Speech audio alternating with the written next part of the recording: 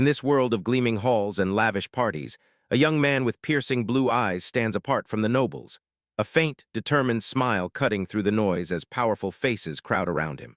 One stern guy with a massive mustache, a blonde woman with hair like sunlight. Yet his journey won't follow anyone else's script, because this is where betrayal, hard-earned skills, and one misunderstood power collide in a story that's all his. A young woman, eyes wide behind a mask of anxious confusion, can't stop wondering about this weird talent that only seems to bring disaster to others. People call it a monster attractor, a power so high it feels less like a gift and more like a curse, and she has zero clue that a young man is about to flip everything she thinks she knows. In the middle of a roaring town square, a smug young merchant thrusts his hand out to a trembling woman and drops a wild offer. He'll buy her monster tractor skill for a jaw-dropping 1 million. The moment the number hits, she goes completely speechless. Then, with a crisp bow and a quiet thank you, she agrees, and that's when his weird new hustle kicks off. The deal snaps shut as two hands clamp together to seal the pact between buyer and seller, and the young man lands it. He actually buys the monster tractor skill, a power most people would call a walking disaster. This isn't a one-off win, either. It's just another step in his relentless hunt to uncover what skills truly are. A young man bowed before a simple village woman and laid out his offer like it mattered, backpack heavy on his shoulders like he'd been traveling for ages, eyes begging for an answer. While she stared back, shocked at first, then pulling him in with pure curiosity. A woman grips a coin pouch so heavy it feels like a miracle, her face blazing with disbelief turned to pure joy at what she's just been paid. While the young man who handed over the money stands there looking calm and satisfied, telling her it'd be smart to get her skills appraised at the church too, and tossing in the advice right along with the payment. With a heavy pack slung over his shoulder, the young man barrels through a crowded street and shouts his plan like he means it. He'll buy any skills the townsfolk don't want, whether they're useless or just plain annoying. And the moment he speaks, the whole town swarms in, eyeing him with equal parts suspicion and curiosity. In a loud, colorful marketplace, a young boy skips along behind his mother, clueless about the wild trade happening right beside them, while a young skilled trader shouts at the crowd, begging anyone to come forward with any skill they've got, and swearing that no power is too weird or too weak to be worth his attention. A traveler with a huge backpack barges into the market, whips his hand around as he pitches his whole business to a tight little cluster of villagers, then tells them to ask anything. He's taking offers from anyone. People stare and whisper, because this kind of weird proposal is nothing like what they're used to. A split image freezes one young man into two truths. On one side, wide-eyed innocence like a flashback to who he used to be, and on the other, a confident, smiling youth with a steady, knowing stare that screams how much he's changed. A hand cups a ripe red apple, and the sun flashes off its glossy skin as ivy climbs the wall behind it, painting a quiet, almost nostalgic mood. Because this fruit is tied to a past attempt, a reminder of when his weird, one-of-a-kind power was still a total mystery. In this world, nobody earns their skills. Gods hand them out from the moment you're born, like a divine blessing that shapes everything. A mural shows it perfectly. A heavenly hand raining down a blazing, shimmering star of power onto two supplicants, like the gods just created the rules of their society on the spot. And that power isn't extra, it's woven into existence itself.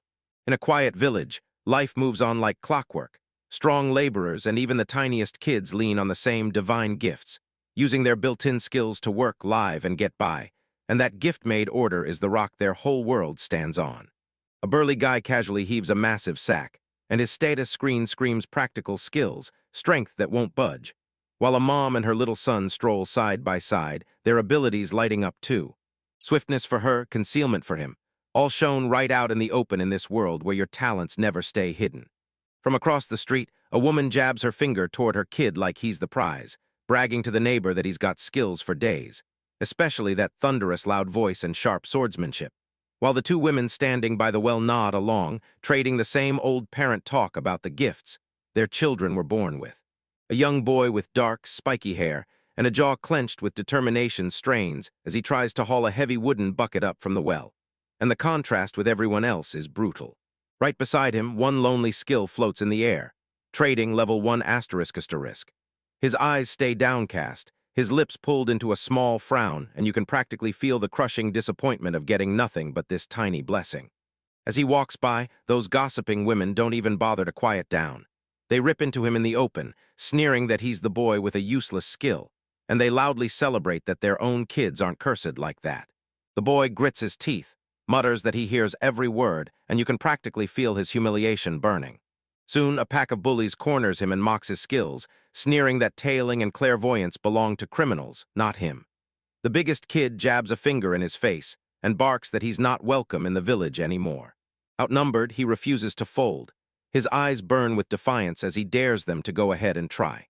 The moment it starts, the bully with a cruel grin snaps into action and slams a brutal punch into him, then sneers that he's nothing but his sister's leftover scraps, leaving the boy reeling as the violence hits like the village's pure contempt made flesh. Beat up and bruised, the boy trudges alone up the hill, staring at the village below while the wide, empty sky swallows him whole, and helplessness crushes his chest as he realizes his struggle is pointless. Because in a straight-up brawl, he can never beat someone with a strength skill. He finally stumbles up to his own little house, tucked away from the rest of the village, and when he shoves the door open, he blurts out that he's back for his sister. Heart slammed with pain, yet still clinging to resolve and one hard truth driving him. Whatever talent he's got, it's got to be better than being totally, brutally useless. Inside, his sister was planted at her desk, soft windowlight washing over her while cherry blossoms drifted outside. Then bam, her status screen lit everything up. A long, jaw-dropping lineup of skills, each sitting at level 20, appraisal, drawing, dexterity, memorization, astronomy, medicine, and more. Proof she's a real prodigy, totally unlike her brother. She whirls toward him with a glowing smile, her long blonde hair sliding over her shoulder as she joyfully welcomes her little brother back home. Then he spots the art supplies on her desk, and for a split second his own pain vanishes while he blurts out, "Were you drawing something?" She proudly unveils her newest masterpiece, a gorgeous portrait of the two of them, their faces glowing like they're bursting with joy. And with a playful twinkle in her eyes, she teases him about why he's saying nothing. He stares at the drawing, cheeks heating up, and quietly admits that, as always, it's really, really good. That sweet moment dies the second she spots the fresh cuts on his face. He looks away, face shadowed, and admits the bullies keep sneering that he's her leftover scraps. Her smile snaps off like a switch, and rage turns icy as she storms at them for hurting her beloved brother. He slumps in shame, cursing that he only has one useless skill while she's packed with 10 mind-blowing talents. Then he echoes the villager's cold truth. How a girl like her shouldn't be stuck here, driving the dagger deeper and deepening his own self-hatred. A memory hits him hard, the day his fate got locked in. He still sees the town appraiser staring at the results, completely thrown off, because the man had never even heard of a skill called trading, leaving the kid shaking with confusion, not knowing what his future was supposed to be. The official appraisal document nailed it. He had just one skill, trading. Even as a kid, he'd begged the universe to make it work, hawking a plain apple like his life depended on it, but nothing happened. So when he finally understood his only gift was a mystery he couldn't crack, it hit him like a gut punch. He bursts back into the house and drops the news to his parents. Again, his skill failed, his face crumpling into pure dejection. In the background, they stand there hit with raw disappointment, his mother dragging out a tired sigh, and that cold, comfortless silence makes his despair sink even deeper. That memory still stings. His parents called him a total letdown, mocked his skills as worthless, pinned their giant hopes on him like he'd become a prodigy just like his sister. And when he failed, they couldn't stomach it. He remembers his sister stepping in, her face glowing with a desperate hope. She begged their parents to look at the money she'd saved from her own drawings, insisting they could finally buy a nice house in the capital and leave the village together, as one family. But their parents' plan left him out completely, and when they brushed him aside with a cold look, his sister snapped into action, clinging to him protectively and declaring she'd stay in the village, trading luxury with them for her little brother. His parents had coldly shoved her into their home, sneering that her useless, talentless brother was the only thing worth worrying about, and that there was no point in feeling bad. Guilt and heartbreak crushed the boy, so he tried to drive her away, screaming that there was no future for someone like him. She clutched him even tighter, her voice gentle but unbreakable, staring at him like nothing could ever change that unconditional love. Then she asked a question that crushed every last doubt. What could possibly matter more than getting to live with her precious little brother? Back in the present, a whole year has crashed down since their parents ditched them, and he tightens his fist, bruises on his face burning like a fresh scar from the fight. He's gone through it all every single day, but his trading skill still won't kick in, not once. He flashes back to the way his sister soothed him as she stitched up his wounds, telling him to slow down, test different approaches, and never, ever choose the ones that end in fighting.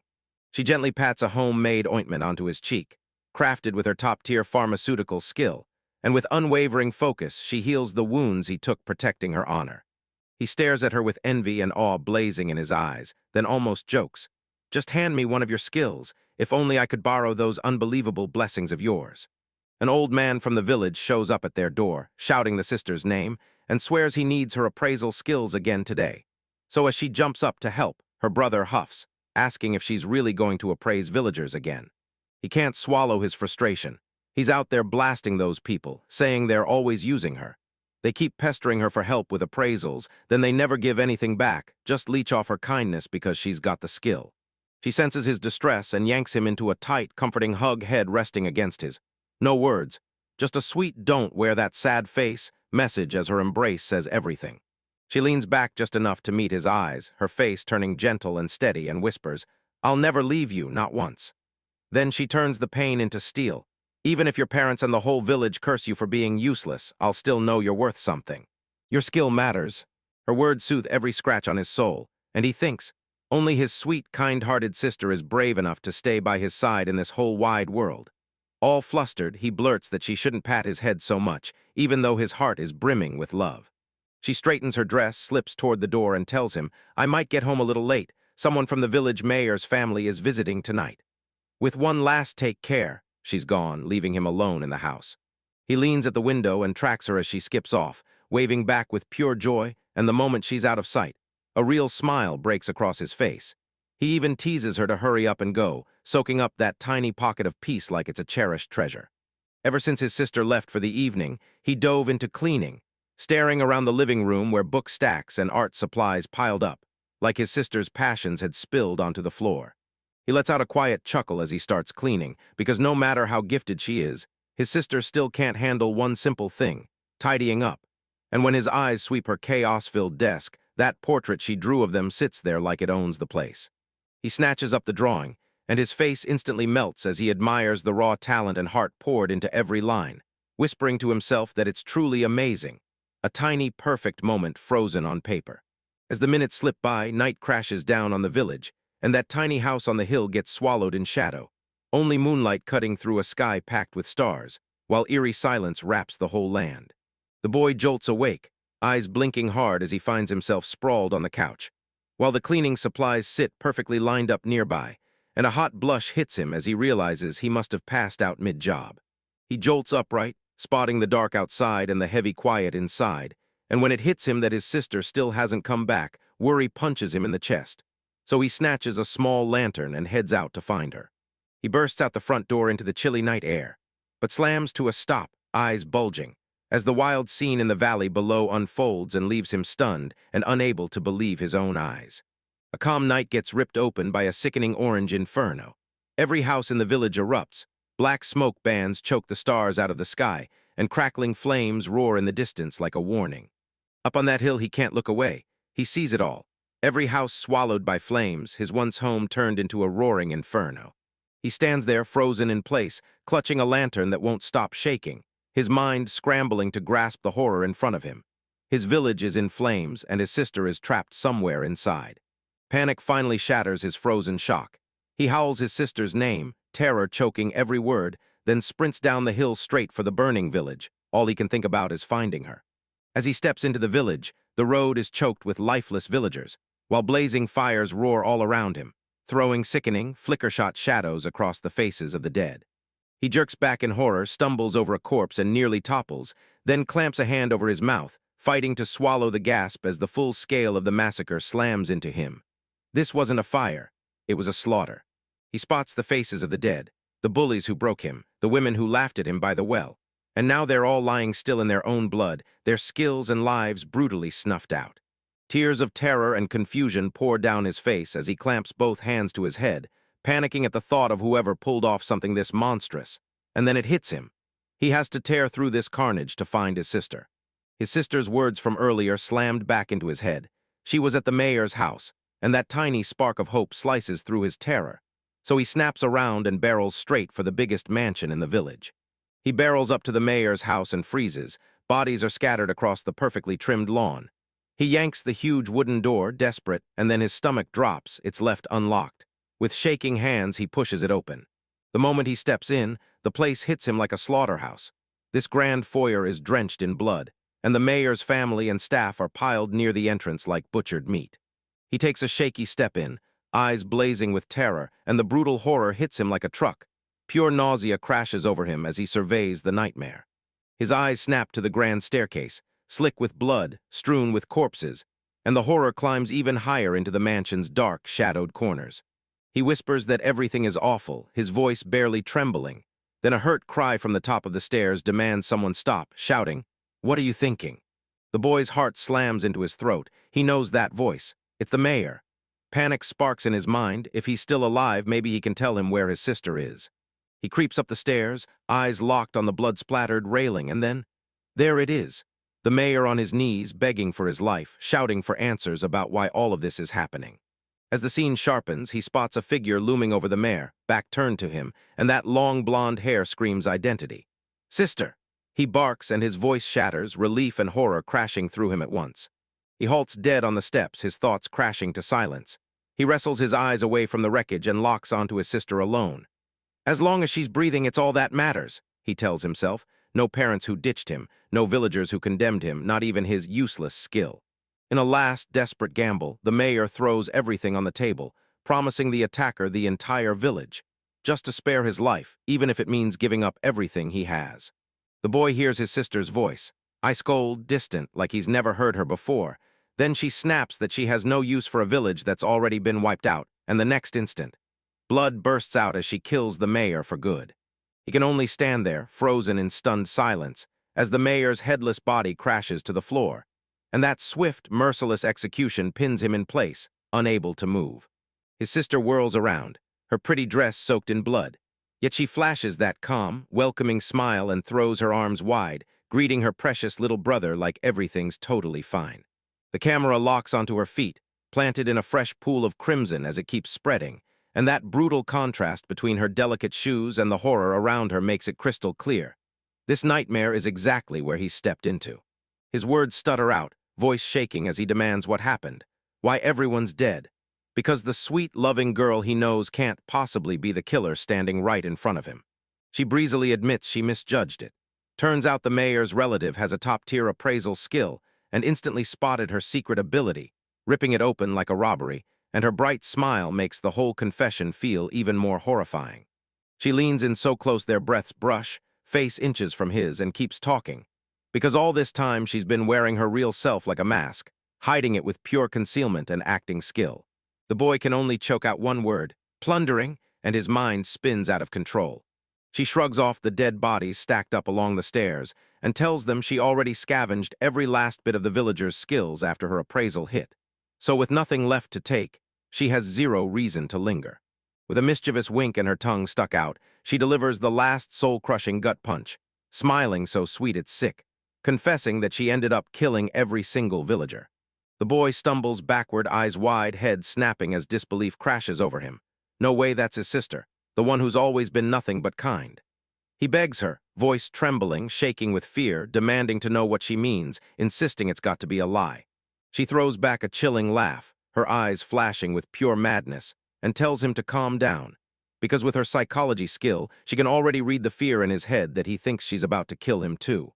She closes the distance, voice slipping into a deadly whisper. She calls out his terror and flips it into something worse.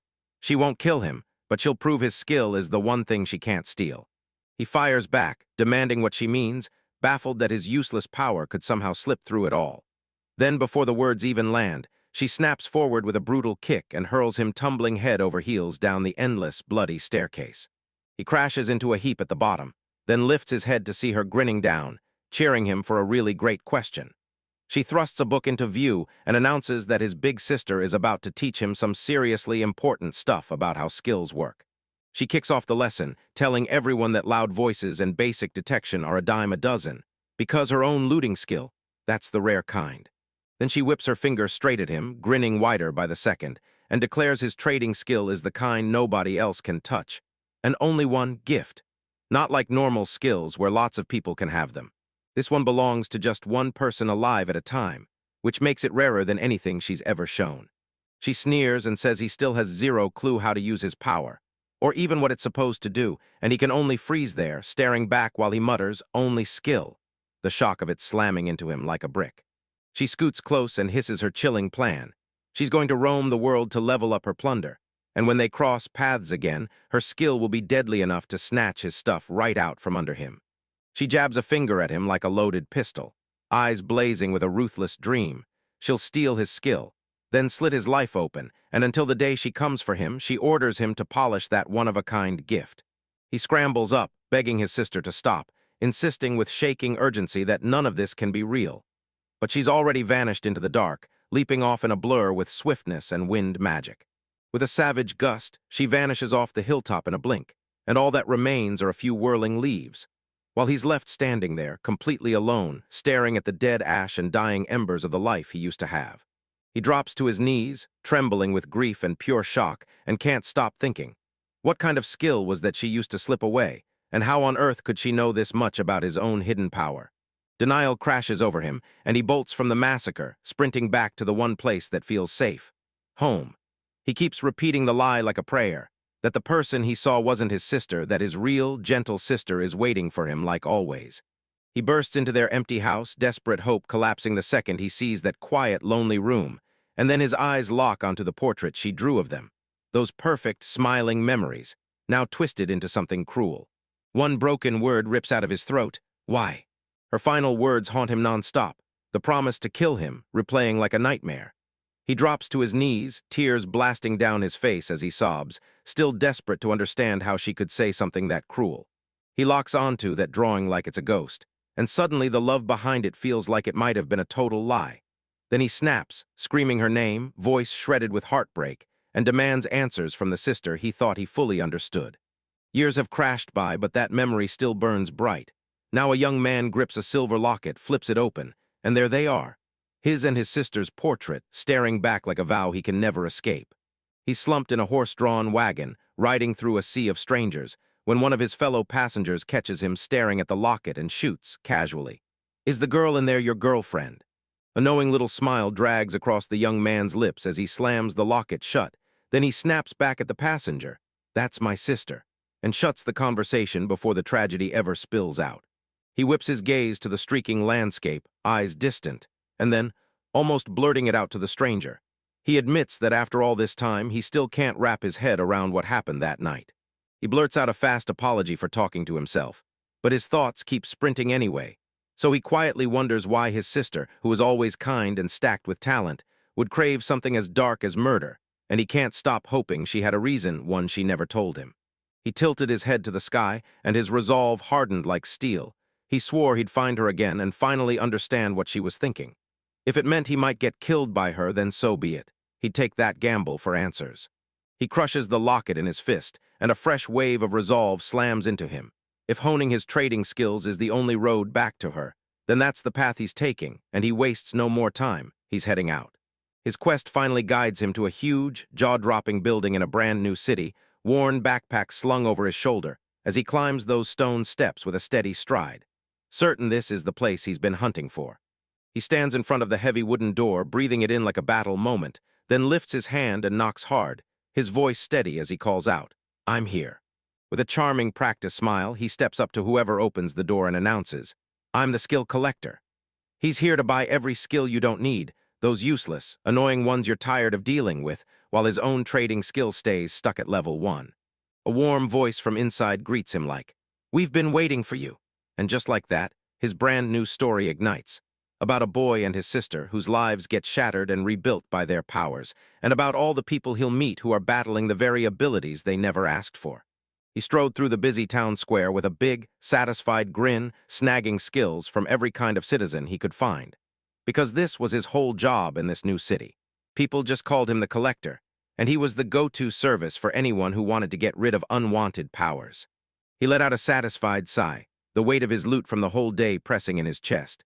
Today's haul was a solid 12 skills, each one a fresh tool or a slice of someone's life he could hand off and move forward with. Sunk by the window of his quiet room, he watched kids splashing and laughing in the streets below, a calm smile spreading across his face as he realized he'd grown so used to this life in the peaceful new city he now called home. His mind snapped back to when his older sister first taught him the craft, right there in the middle of the bright, happy faces of the kids she looked after. Because it was through her rare skill collector service that he learned how to eat and survive, buying and selling the very spark of a person's talents.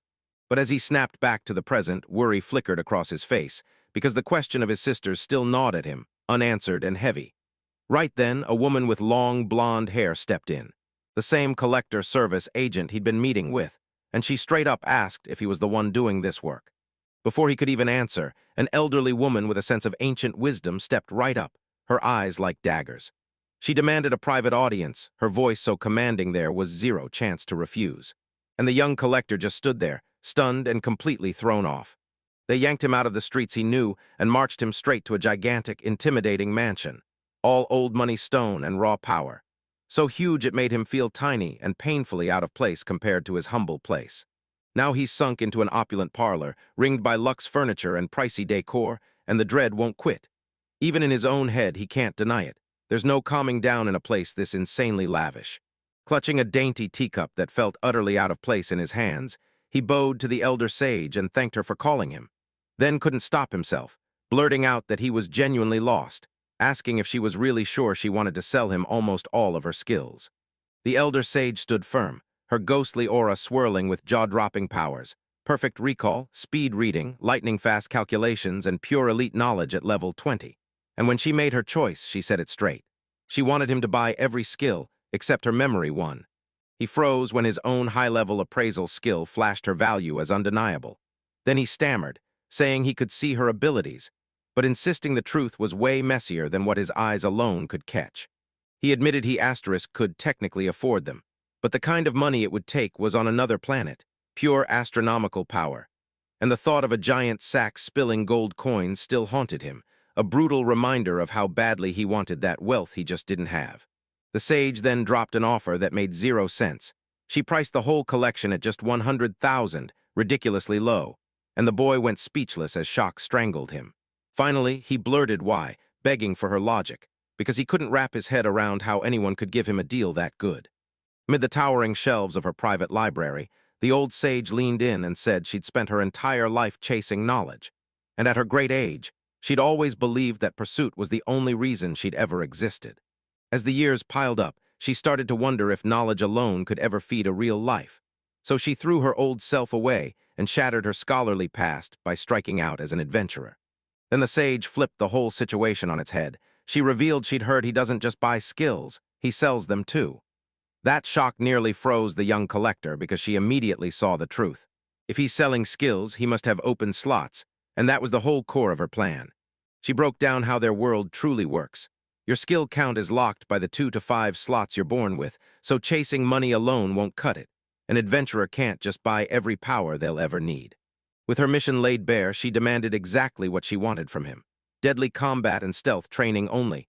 High-level sword skills, raw strength, endurance, quick recovery, and even the art of hiding and following. Once they locked in the deal, a soft wash of magic flared over their handshake, and that massive bargain snapped into place. Done. The collector even checked with their appraisal skill and confirmed the trade was sealed.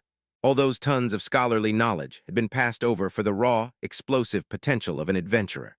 Right after their business wrapped up, a red-haired fireball of a kid burst into the room and showed off his own small but bold skills, then grinned and asked if his grandpa was done with his talk, his unstoppable energy sweeping through the whole grand hall.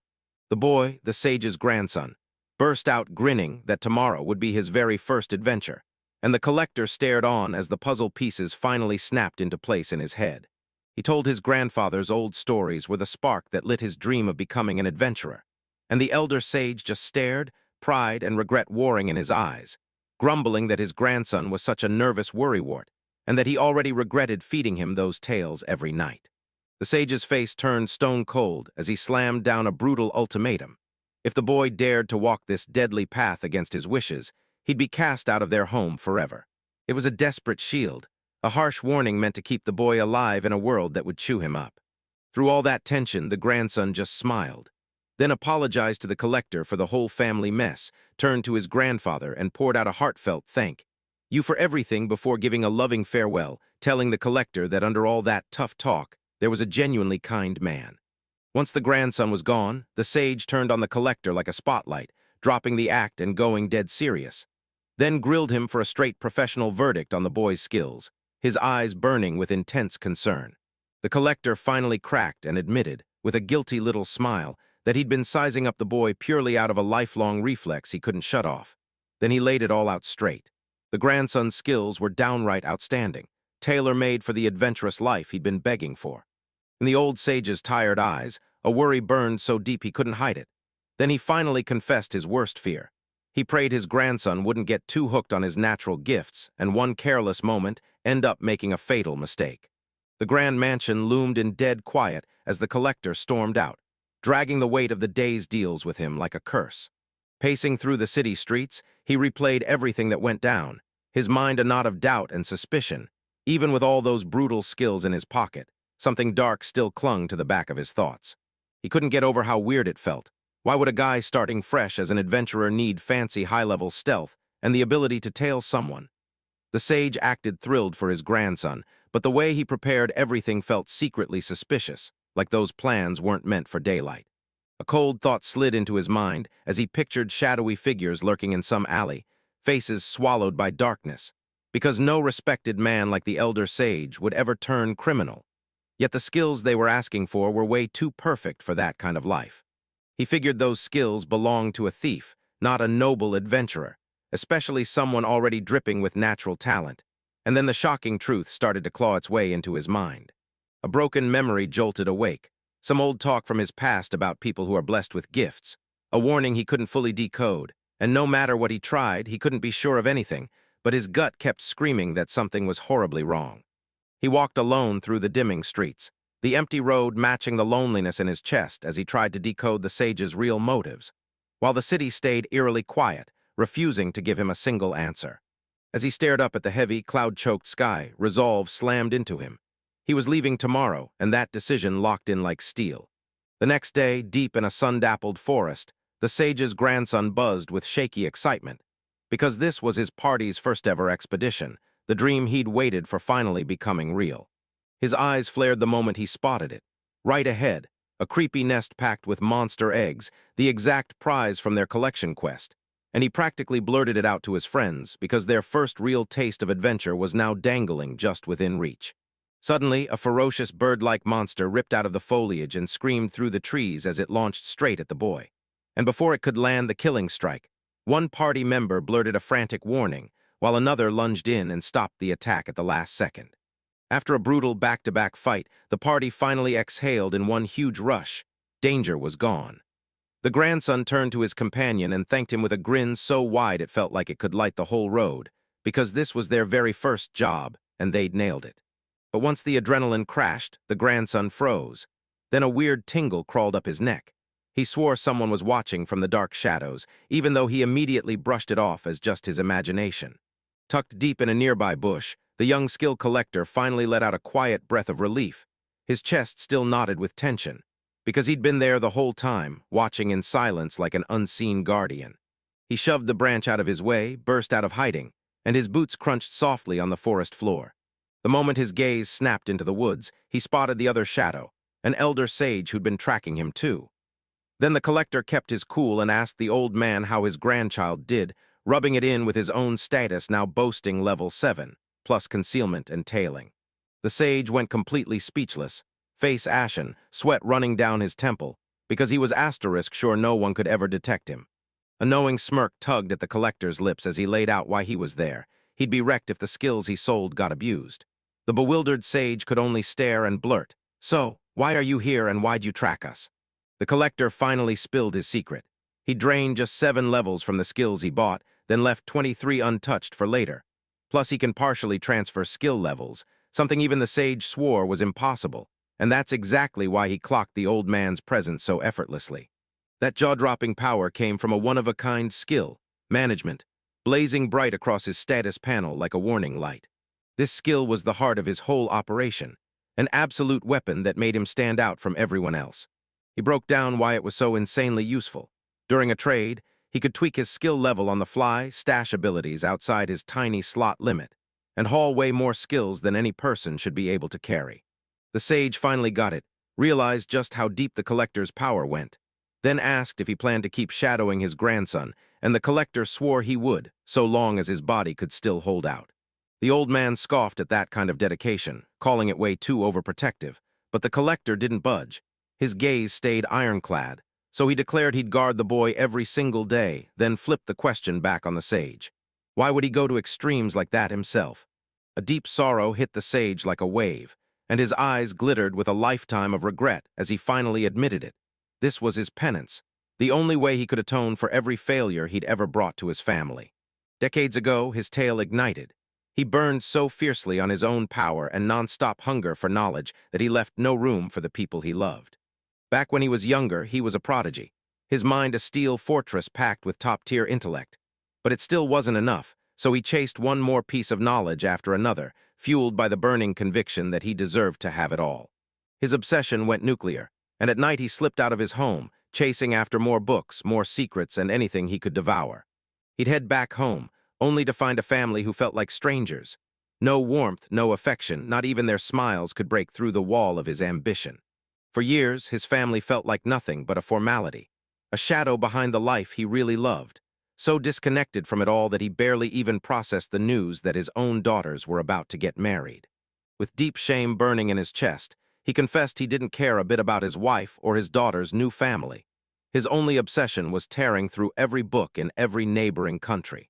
His life turned into a blur of flipping pages in library after library, until that gift of skill mutated into a brutal self-made curse: isolation. Only after he'd torn through almost every page did he finally stop, hit by a sick, hollow dread. He stared at the mountain of knowledge he'd piled up and wondered, what's the point? Right there on his desk sat unopened letters from his family, still untouched. Devastation slammed into him like a punch. The truth hit hard. Knowledge wasn't meant to be hoarded, it was meant to be shared and used to protect someone precious. Panic slammed into him, and he sprinted home like the need to get back would tear him apart, only to find that his daughter was sick, and the reunion he feared turned into a heartbreaking moment. She stared at him with exhausted, resentful eyes, her voice cracking as she demanded to know why he'd finally come back now, after all that time had already slipped away. She tore into the whole tragedy first, telling him how an epidemic ripped her mother and her husband away while he was gone, leaving her to raise only a newborn in her arms, and snapping that he probably didn't care one bit. Overwhelmed by the damage his negligence caused, the sage crumpled to his knees and begged for forgiveness, like he could somehow earn it back, while his daughter just stood there, silent and unreadable. Tears of crushing guilt poured down his face when the full weight of his failure finally hit him, and then his daughter landed the final gut punch, warning him that her time was running out too. In her last breath, she shoved one final shot at redemption into his hands. If he truly wanted to atone, he had to devote his life to her son, her grandchild. And all he could do was collapse in tears, cursing himself as a damn fool of a father. That crushing memory finally snapped into focus when he gripped his tiny grandson's hand and promised to shield him. Then he told the collector the truth. His daughter was gone soon after, and the regret he carried would never, ever fade. From that day on, he threw his whole heart into raising the boy, pouring him full of the love and attention he never gave his own daughter. He leaned in and told the collector he'd happily trade away every skill he'd ever learned, because there was only one he truly needed now: the power to treasure the memories of his family. Clutching his chest, he swore that skill memory was all he needed to keep hold of every face, and every precious second he'd get with the people he loved. The collector's thoughts snapped to his own sister and the kids she looked after, and it hit him hard. Some memories, some people you don't just move on from. A wild idea snapped into his mind, and he rushed to the sage, blurted that he had a special spare skill he'd been hoarding, then pressed the old man. Did he have an empty slot? Because he was sure it held the answer to everything he was stuck in. Intrigued, the sage leaned in as the collector unveiled a rare, jaw-dropping skill, so precious it could let him guard his grandchild for the rest of his life. The collector snapped out a brutal warning. This skill was too high-level, too devastating to buy, because the sage would have to hand over his entire fortune just to get it.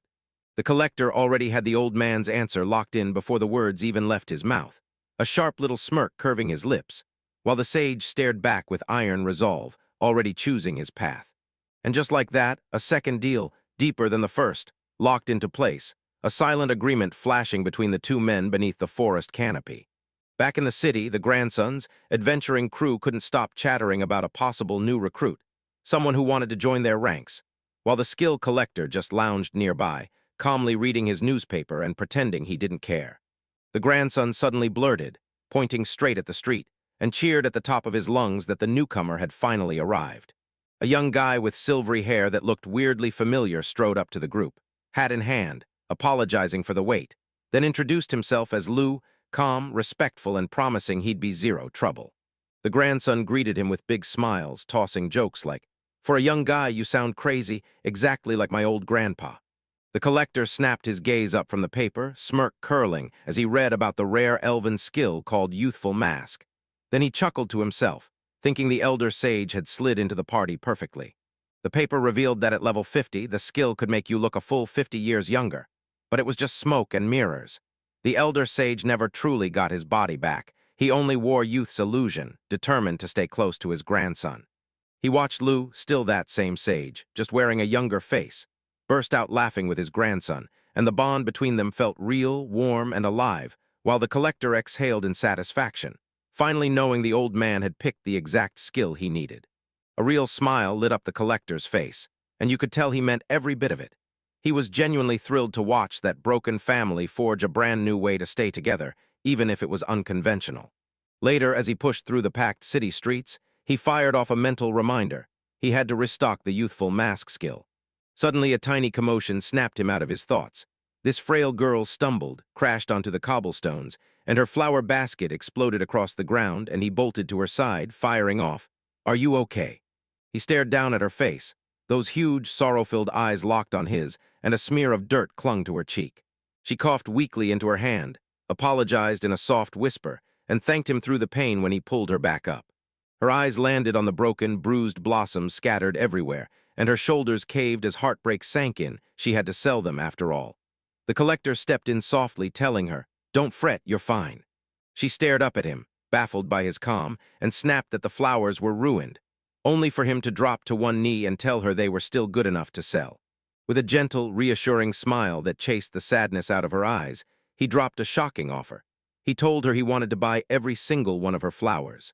Her eyes bulged with pure disbelief, and a rush of blush crept up her cheeks as she realized she was holding a whole bouquet of her flowers, saved from ruin by this kind stranger's generosity. This young girl selling flowers along the cobblestone street couldn't even process what she was hearing. This kind-faced traveler with a pack was offering to buy every single flower she had in stock. He flashed a warm, reassuring smile and vowed his intent, and the girl's face erupted in pure shock and wild joy. Then she stammered out heartfelt thanks, rushing off right away to wrap the bouquets for her unexpected savior. As she clutched those flowers to her chest, a hidden status she couldn't see, and no one could ignore, spilled the truth. She was cursed with 3 brutal curses: bad luck, sickness, and a weak constitution, explaining every fragile bone in her body and the raw desperation burning in her eyes. The traveler called the collector watched her in silence, and his strange gift let him spot the secret traits others never see. He'd tracked a ton of abilities in his line of work, but even he had to wonder just how rare it was to meet someone cursed with such a brutally unlucky combo. His thoughts snapped back to the rules he lived by, how even the most cursed, nasty skills could become useful when you put them in the right hands. He made it his mission to hunt down that kind of power for his collector's service, and now this girl's suffering handed him a grim, perfect chance. Tears burned in her eyes as she begged that one small act of kindness would finally put food on the table for her little brother and sister all day. And when the collector stared harder, seeing the dark circles under her eyes, he softly asked if she'd even managed to sleep. A sharp jolt of empathy tore through his chest, because it instantly dragged him back to his own hard days, when his sister stayed up late sketching pictures just to stretch a paycheck. And now, seeing how little she had, he knew he couldn't in good conscience take the huge profit he'd just pulled in from their earlier deal. He stepped up and thrust out a huge stack of cash, telling the stunned girl he'd struck it rich lately and just had to share his luck with her. Then her eyes went wide at the sight of money she'd probably never even dreamed of holding. As he shoved the cash into her palm, a warm glow snapped around them for a blink, like the universe just confirmed this wasn't some tiny purchase, but the start of something huge. The deal was done, and that young flower girl stood there, totally stunned, mouth hanging open, completely lost. He told her to treat the money like a lucky charm, a little push for her future business. And when gratitude flooded her, she reached to thank him again, only for him to already spin away and vanish down the noisy city street. As she watched him disappear, a brand new truth hit her, heavy, real, and impossible to ignore. The collector had just swapped her a fresh skill, good luck level 1 asterisk. The whole deal was locked in tight. Mutual consent, exact conditions, and money exchanged. No loose ends. He shot a look at his own hand, and a heavy, chilling power settled in. Because he'd finally beaten her illness, swallowed her frail condition, and reclaimed the deadly curses that had haunted her whole young life. 3 new skills for that cheap price. He swallowed his doubts and nodded, an even trade. He'd handed her the good luck skill to balance the deal, and now he could only pray her new life would finally hit the way she wanted. He clutched the fresh bouquet he'd just bought, its bright colors screaming against the cold, grim world he lived in. Strolling out of the market square, he wrestled with what to bring his friend on his upcoming visit, then settled on flowers. Sure, they'd taken a beating on the street, but their sweet scent still hit strong. His journey shoved him into a quieter slice of town, where stalls clung to the roadside and racks of random goods dangled everywhere. He kept scanning the market stalls, hunting for practical little essentials to slip into the gift. And with the cold creeping in, he smartly grabbed some medicine too, just in case. His arms quickly sagged under a mountain of bags, and he let out a chuckle, thinking he might have gone a little wild with the shopping, until a familiar voice cut through the chaos, and an older woman from a nearby stall spotted him and called out that he was the collector. Her whole face lit up with gratitude as she thanked him for the deal they struck the other day, reminding him he'd bought her monster attraction skill, something she looked desperate to finally ditch. She lit up as she told the whole story. Since their deal, the monster attacks finally stopped, and for the first time she could step outside town to stock up on ingredients, pushing her one step closer to the diner she'd dreamed of her whole life.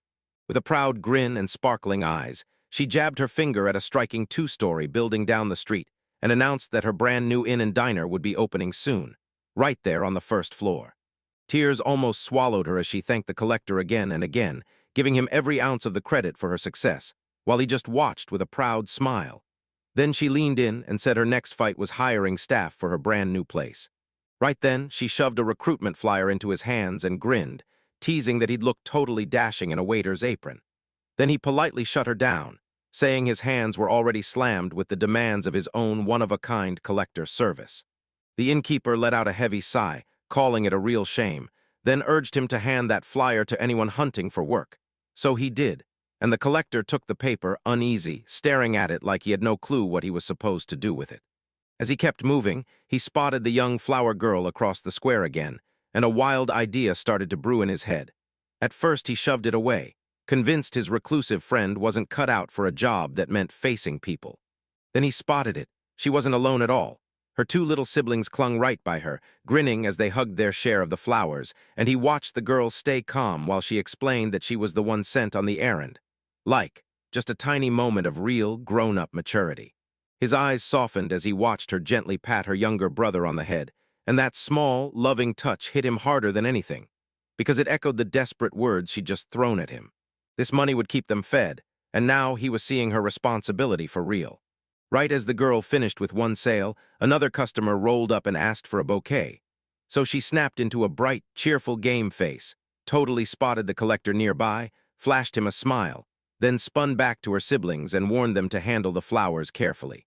The collector blinked in shock and asked her straight up if she really remembered him that clearly. She grinned like sunrise and said, "Of course I do," then gushed that she was just thrilled he'd liked her flowers. He watched her glide through the sale, and while she worked, his mind churned, rolling the flyer over in his hand like a clue. Because she was so careful, so naturally good with customers, she looked like the perfect match for a diner job. He finally snapped into action, stepped forward and shouted to catch her attention, then froze for a split second, praying this was the right move. He thrust the flyer toward her and told her it was for a part-time job that had just popped up, and the girl grabbed the paper, eyes flying wide as she read the words. Her surprise instantly exploded into full-blown excitement. She practically blurted out that she'd love the job because she'd been begging for work just a moment ago. With wide-eyed wonder, she told him her brutal asthma had cleared up out of nowhere, miraculously. She swore it was because of the bad luck he'd sold her, only she mixed up their trade a little, and still, the outcome was undeniable. The good luck skill was now live in her status. She admitted she didn't get how it happened, but she swore she'd suddenly stop fumbling. No more constant trips, no more running into everything like before, and the collector just leaned in, realizing how earth-shattering his skill trading could be for a real person. Once he realized everything here was finished, He declared it was time to leave before sunset, because there was a friend he still had to go see. Panicked by his sudden vanishing act, she blurted out his name on the spot, desperate to learn who the guy was who bought her flowers and somehow landed her a job, all in a single day. He flashed a tiny, mysterious smile and dropped his name like it was too ordinary. No personal title, just who he really was. A traveling peddler the world only knew as the collector ***. She watched his silhouette vanish down the street, gripping that precious job flyer and her basket of flowers, heart pounding with every step. Then the poor girl was left wondering if she'd ever meet that mysterious collector again. The whole vibe flips in an instant. One second he's in the warm city, the next he's battered by the brutal, biting cold of a far-off mountain range, where towering peaks vanish under a perfect blanket of fresh white snow, proof that this journey is no quick trip. Up close, it's a bleak forest, trees ripped of life, their branches sagging under sheets of ice and snow beneath a washed-out winter sky, where the air bites your lungs and the silence feels absolute. The collector finally reaches his destination, a lone log cabin tucked deep in the brutal wilderness, and he grumbles that this trail is a beast even with his specialty skill products before he calls out a familiar greeting to whoever's inside. From the cabin side, a shadow flashes in mid-swing and drives a massive axe down with brutal force. Wham!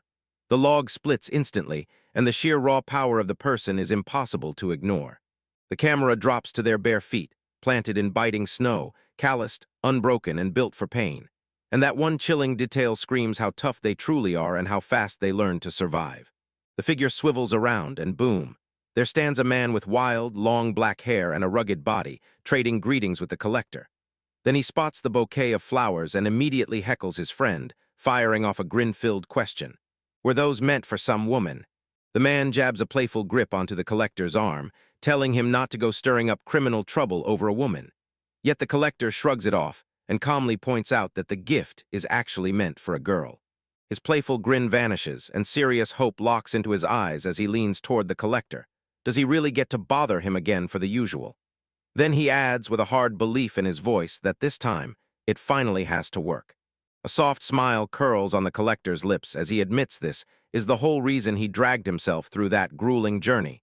The gift was just a sweet extra. And in his head, he whispers that this tough-looking guy is one of the rare few he truly calls a friend. Two of them stand in a silent, snowy clearing just outside that lonely cabin, and as the collector clocks the scene in his head, he admits this man isn't just another job. He's a long-time regular, a dear friend. A raging close-up locks onto the rugged man's fierce, determined eyes, and right as the story hits its final beat, the twist drops hard. For all his brutal strength, the world still stamps him with a cold, dismissive label, unskilled. The collector finally admitted it. The longtime regular in his world was the real reason he'd come all the way to this cut-off, snow-choked cabin. There, a tough man, worn down by years and storms, sat on a plain tree stump, eyes locked and waiting. He leaned forward and asked if he could get the usual service again, an ask that had turned into a grim, familiar ritual between them. With a heavy heart, the collector finally agreed, staring into his friend's eyes where that desperate hope never died. Then the man, scarred up and wrapped in simple furs, slammed the plan into his hands and told him to use his skill, and the collector felt dread sink in as he braced to carry out the inevitable, gut-wrenching job.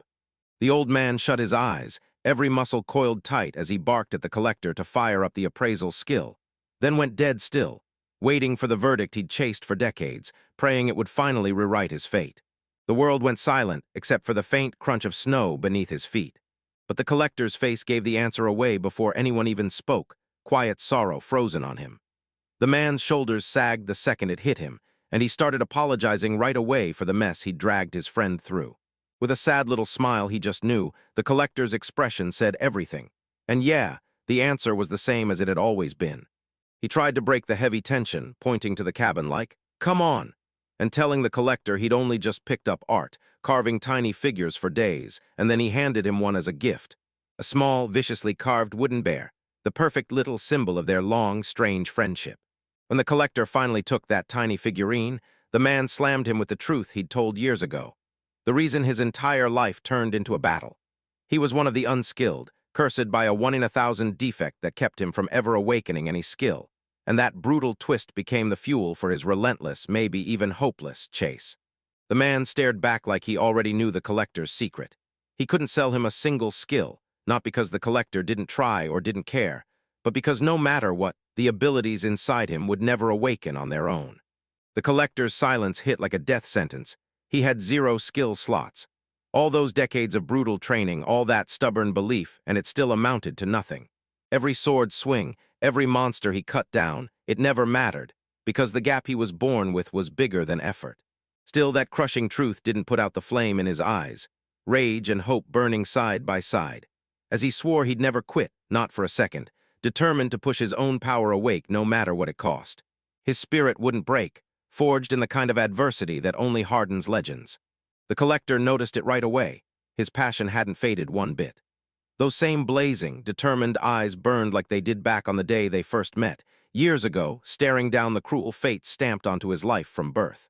That first meeting slammed back into the collector's head like a spotlight, back on a loud, bustling town street, when a young, determined boy chased him down, begging him to buy any extra skills he didn't need, desperation blazing in every step. The collector spun around, shocked that a kid was the one talking to him, and the boy begged, "Are you really just gonna toss the skills you don't need? Then give them to me." The collector blinked, utterly baffled, because why would a child be this desperate to collect abilities? With that cold appraisal in hand, the collector sized up the kid. Then the truth hit like a punch. No skill slots at all, none. He'd never seen potential get ignored like that before, because this wasn't just bad luck, it was a person who flat out couldn't hold an ability. Memories snapped into place, showing how those kids crushed him without mercy, jeering that he was useless, ordering him to stay out of town, and mocking his cockiness even though he'd been born with 0 skill. But the boy snapped back, refusing to swallow their verdict, yelling that it wasn't impossible, rage blazing as he rejected their claim that he was useless, insisting he just hadn't awakened his powers yet. Then he swore he'd earn the skills the hard way, vanish into the mountains to train, and show them all they were wrong. He spun on the collector, a silent witness to his humiliation, and swore he'd earn a skill. Just watch closely. Then the boy whirled and sprinted toward the desolate mountains, driven by nothing but conviction, leaving the collector staring in stunned, aching pity as the small figure vanished into the wilderness. And that's how the boy's crushing, lonely trial kicked off. One impossible dream drilled into his bones, swinging that plane wouldn't stick 100 times a day, then some, until his body screamed for mercy, because deep down he refused to give up on one desperate thought. If he just pushed hard enough, he could force that skill to appear. Right here in the present, the collector gripped a lantern, and its flicker painted his worried face in trembling light, wondering if hard work can really beat a flaw that deep, that basic. Meanwhile, the boy's hope didn't budge, standing tall against the world's brutal, cold facts. The collector stared at his own mission and obsessed over the trash skills he picked up: management, appraisal, psychology, and speech, snatching them through his trading, all because someday he'd finally see his older sister again.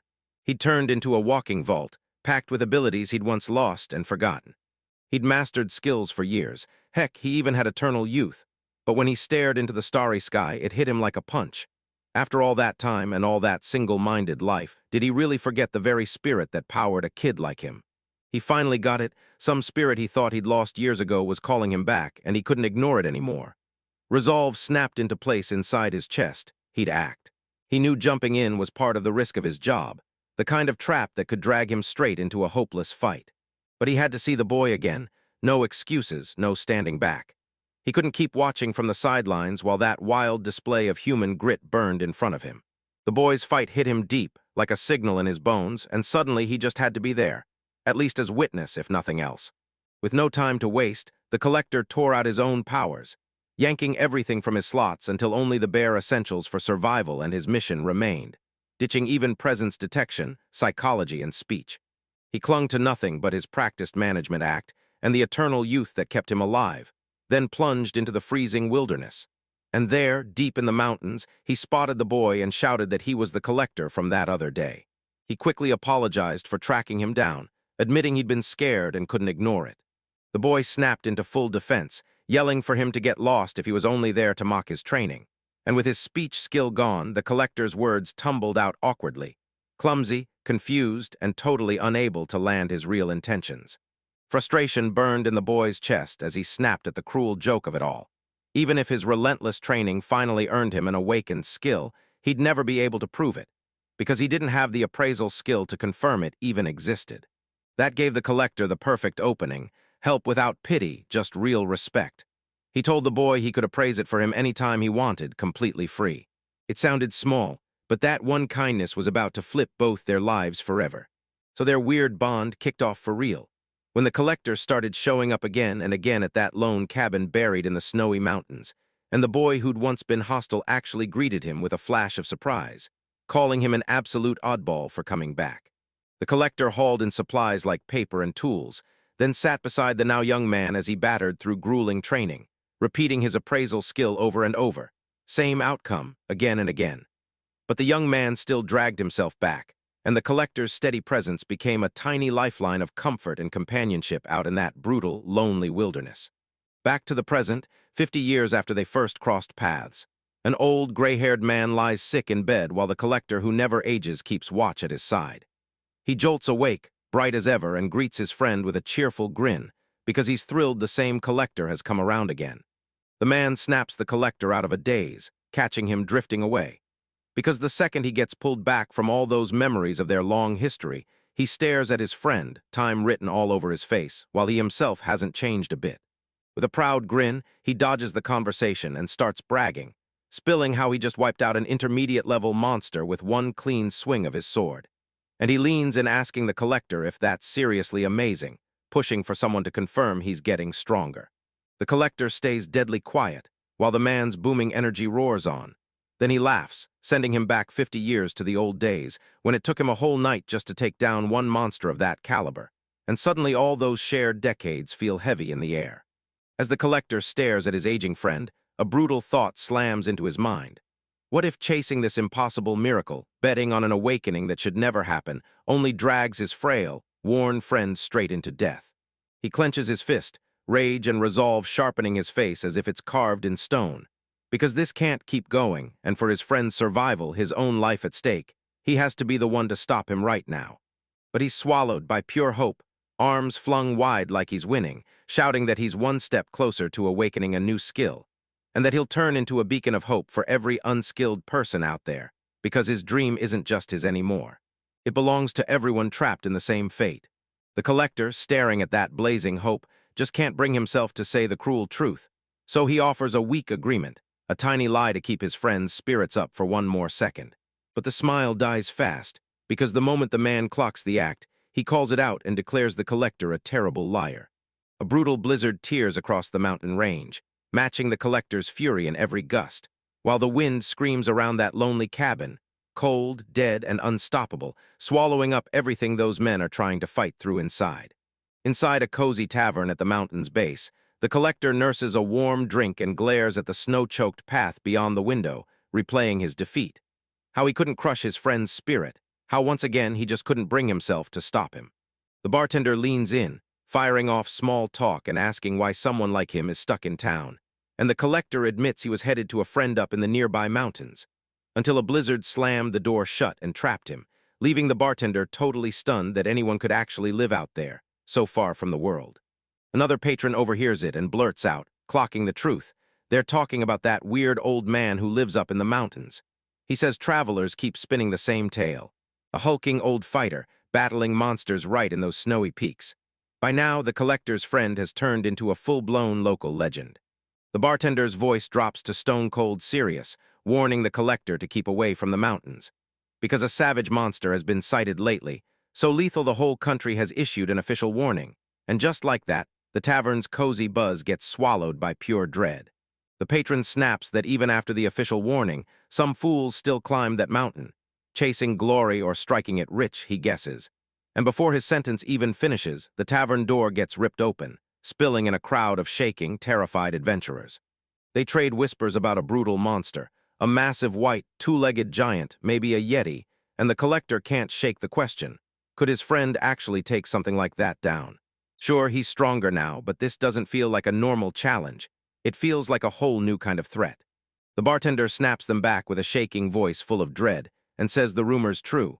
This monster's 3 times bigger than a yeti and it blasts out pure cold air, while the collector slams a fistful of coins on the counter, his face hard with worry. Suddenly, a band of adventurers burst through the door, sprinting for their lives from the monster they'd just been talking about, screaming like crazy. Because none of them had ever seen a beast that huge before, while the snowstorm howled outside and a massive shadow swallowed the trees.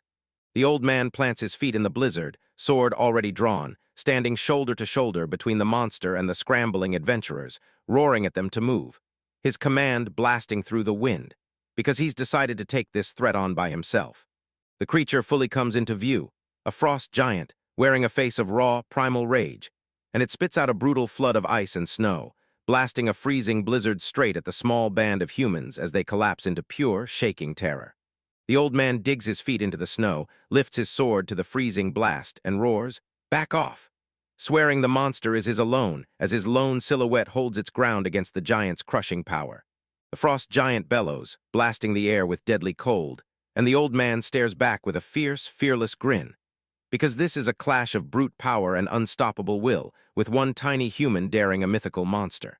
A raging blizzard turns the whole battlefield into a storm of fury, slashing snow across the unforgiving land, while the wind howls through the mountains like it's screaming for blood. Perfect chaos for one last desperate showdown. The collector blasts through a blinding snowstorm, lungs burning with ragged gasps. Because normal people wouldn't dare even face a top-class monster from the giant tribe, yet his friend is literally charging headfirst into a suicidal fight. He drives himself harder and harder because he already knows this is hopeless. No full party of skilled adventurers could stand against something like this. And yet his friend, with zero skill to his name, is charging in and fighting it solo, like a fool walking straight into a death sentence. As he sprints, he fires off his last remaining skills to read the chaos. Two huge signals blare ahead. One is the frost giant, and before he can even decode the other, he spots the man charging straight at the beast, and the old man is desperately trying to force his skills awake in a life-or-death fight. The frost giant hammers down with a monstrous swing, swatting the old man away like he weighs nothing, then drives him through the air and smashes him into the snow like a meteor. The rescued adventurers huddled in the tree line, staring in pure horror, trapped, helpless, and powerless, while the giant's size crushed their minds. One leg alone stood like the trunk of an ancient tree, and the old man's attack had been completely useless. The collector finally bursts onto the scene, eyes bulging with panic, and sprints straight for the fallen vagrants, shouting whether everyone's okay. Because the innocent bystanders trapped in this monstrous fight are his first and only concern. The old man hauls himself back up, bruised and battered but still blazing inside. Then he snaps at the collector, screaming that this beast is his, not theirs to touch. Rage and obsession drive him forward because he's convinced that if he wins right here, he'll finally earn the one skill he's chased his whole life. With every scrap of strength left in his battered old body, the man unleashes a savage, earth-shaking roar. And the sound hits so hard the massive frost giant actually flinches, stunned for a split second by the raw blast. That opening is all he needs. When the giant snaps back, its mouth gapes in pure shock, and the man bolts in with one last desperate surge of adrenaline, launching into the air with his sword cocked high, ready to land the decisive hit. He rams his blade with everything he's got straight into the frost giant's gaping maw, the steel biting through flesh and bone, and he commits to one last, do-or-die strike meant to smash straight into the thing's brain, pure, unbelievable courage wrapped in reckless instinct. The sword bites in clean, then plunges deep into the monster's head, ripping through its skull with a brutal, final thud. A blade rips out the back of the frost giant's skull with a sickening blast. Black blood sprays as the beast's head snaps silent, and its life is cut off by one flawless strike. The punch hits, the giant's death spasms rip through the sword, and a shockwave blasts back, sending the old man flying backward, every bone screaming from the brutal recoil. His body slams into the snow, and the impact erupts dark blood across the untouched white, so the fight ends, but the price is absolutely brutal. The adventurers stood there, stunned beyond belief. Right on the ground, the frost giant lay still, skewered by a fatal wound from the old man's sword, and they couldn't wrap their minds around it. A guy with no skills just wiped out a monster their whole party couldn't even touch. The collector barrels up beside his friend and finds him slumped against a leafless tree, life draining out fast as he gasps for air, breathless, bent over that dying man, while the snow around them turns crimson. The man cranked his head toward the collector, voice trembling into a weak whisper, and begged for one last chance, using appraisal to judge his skills and confirm whether his final desperate move was enough. The collector cut him off with a heartbreaking warning. "Stop talking, the wounds are too severe." Still, the man wouldn't back down. He stumbles forward and clutches the collector's hand, shocking how strong his grip still is, then demands again, "So what's the result?" The collector's eyes brim with tears as he stares down at his dying friend, the man who chased an impossible dream for 50 years. With a sob choking him up, the collector shoves the last gift he has left into his friend's hands. A beautiful lie, and then he congratulates him, voice shaking as he declares, "You're finally awakened to skill," adding that this new power is raw and ready to ignite. A raspy little chuckle slips out of the old man's mouth, pure and joyful as can be. Then he shuts his eyes for the final time, dying with that smile still locked on, convinced he'd finally won in the end. The collector can't hold it in anymore. Tears blast down his face as he grips his friend's hand, his whole body trembling with silent sobs, mourning the kind of man you never truly forget. He leans in and whispers to the motionless body, his voice breaking with grief. Then he fires back at his friend, calling him a terrible liar, just like the man did to him, sealing that final, gut-wrenching truth. The lies they traded just to keep their perfect dream breathing. The collector drags the man's body through the snow, hauling him away from the battlefield while the adventurers just stare in stunned silence. And then, from a nearby cave, a whole flock of birds explodes into the sky, spooked by the awful stench of death that hangs in the air. He slings his friend onto his back and staggers forward, blood soaking his clothes as he fights through a crushing sadness and utter exhaustion, pushing on toward the place his friend swore was home. He comes back to the tiny loamy log cabin, and the whole place feels like a quiet shrine to everything he fought for, while snow drifts down in gentle silence, blanketing the world in pure white.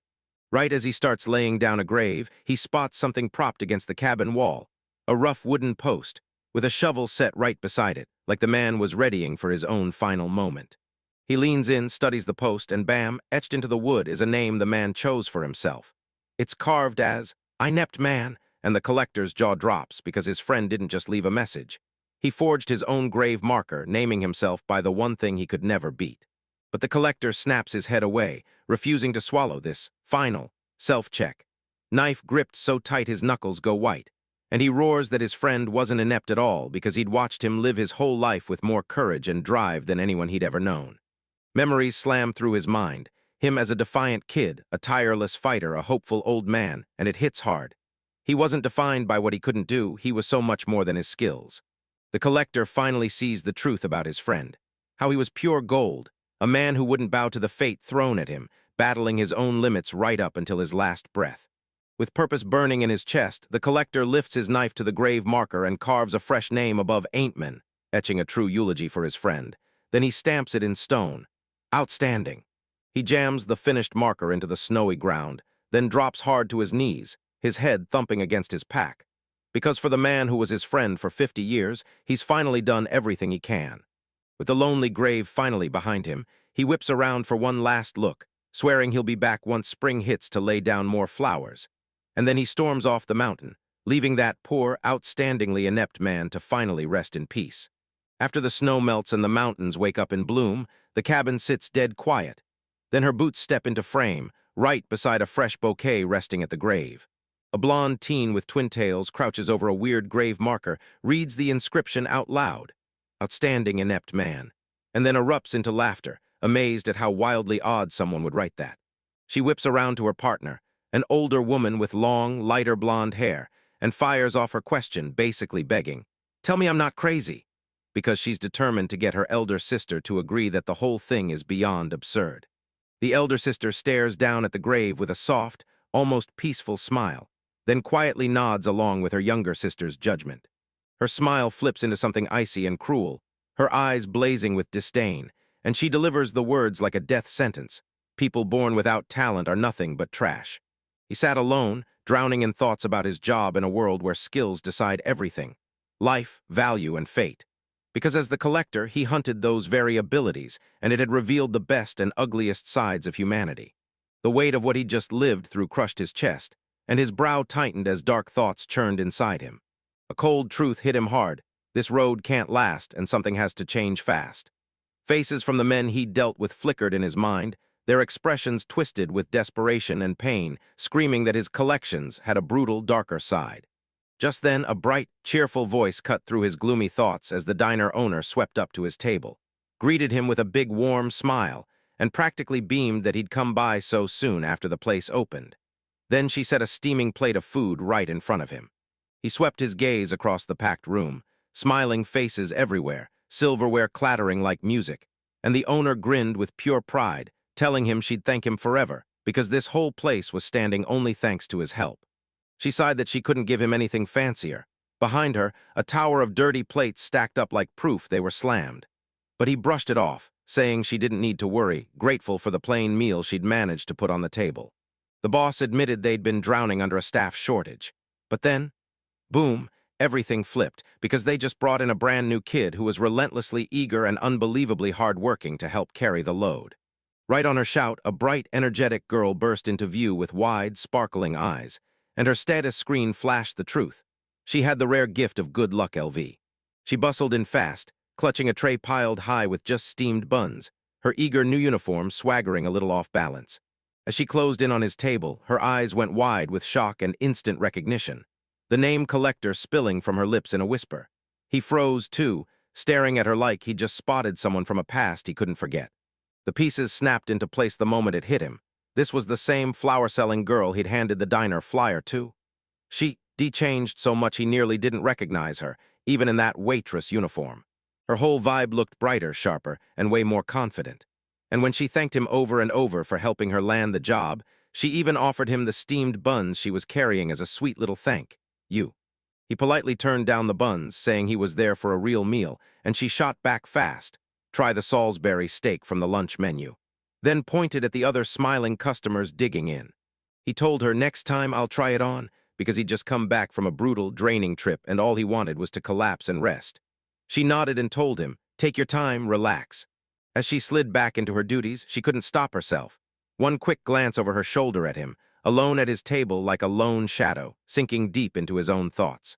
His thoughts sank into the grim grind of his job, watching life shove forward even when death loomed. And once he figured he'd grabbed enough skills for the day, he started planning to buy flowers, until he realized the flower girl's usual street-side stall was gone without a trace. Later, as he strode through town, he suddenly spotted her again. Only this time she carried a basket bursting with fresh blossoms. He asked if she was still selling flowers in the evenings, and she grinned, telling him she grows them in her own garden to make a little extra money for her family. Relief slammed through him the second he told her it was perfect timing. He'd been hunting for flowers for a friend. Seeing his gloomy face, she froze for a split second, then quietly asked if he'd eaten dinner yet, only to watch his surprise spill out as he admitted he hadn't. A hot blush raced up her cheeks as she nervously, but honestly, invited him over for dinner. Then she lit up, bragging that her mother had a cultivation skill that let their garden grow insanely delicious vegetables. She admitted she'd seen him looking crushed earlier that afternoon, and she swore that if she shared a real home-cooked meal with her family, it might finally lift his spirits. Her razor-sharp perception and real kindness hit him like a reveal, and suddenly he realized she was way more observant than he'd ever guessed. She quickly said this was her way of paying him back for helping her land that job at the diner, no matter how small and shabby her place was, and her sincerity hit him hard as he gratefully took her offer. As dusk swallowed the town, they trekked down a silent dirt road, slipping away from the loud main streets while the first stars blinked into the dark sky above. As they strolled, she kept praising him for how effortlessly he could talk, and the whole trip felt light and warm. While she never noticed that his smooth speech and acting chops weren't luck at all, but part of a practiced, well-honed charm he used like a weapon of the job. Soon they reached a tiny, weather-beaten wooden house, its windows patched up with mismatched boards, and she burst in with a bright, proud smile, cheerfully declaring, "This is my home." Next to the house, a small garden buzzed with life, tight, tidy rows of vegetables shining like trophies from her mother's nonstop hard work and real, undeniable skill. Right as they crossed the doorway, his night vision sharpened everything. Every neat corner of that well-tended garden hit him with crystal clarity. Violet called, "I'm home," and said she'd brought the collector along for dinner, and a soothing feminine voice from inside greeted her like a warm welcome. Inside, her mom and two little kids, a boy and a girl, lit up the moment and stared at him with huge, curious eyes. The mother hurried to apologize for the plain welcome, swearing she would have whipped up something way more special if she'd only known her daughter was bringing home the big guy she'd been bragging about. Violet blurted out introductions to her family, and the collector gave a neat little bow before offering his own name. Her mom hustled everyone to sit down while she started cooking. Violet instantly jumped in to help in the kitchen, telling her little siblings she'd invited the collector just to lift his spirits. Two kids, eyes wide and curiosity screaming, crowded around him and demanded to know what a collector really does. He grinned, and said their big sister had already shared the basics, right down to how he landed his new job. He broke down his job in the simplest way. I travel the world, trading and collecting skills people don't need anymore. And the kids' mouths fell open in pure awe, while even their mom in the background froze mid-task, clearly stunned as she listened. Their eyes snapped bright with desperate hope, and they blurted out, asking if he'd be willing to buy their skills. Because their family was dirt poor, and with that free group appraisal service skipping their town for years, they had no clue what talents they even had. Locking eyes with their desperate hope, he stepped forward and offered to test their abilities using his own appraisal skill. No charge at all. Worry clouded their mother's face as she hesitated, scared of what he might uncover. But the kids were already bouncing on their toes, begging him to go, their excitement crushing every trace of fear. He froze for a beat, weighing what that appraisal could unleash. And he knew if it landed on a useless or downright negative skill, it could shatter a kid's confidence on the spot, so he braced himself for impact.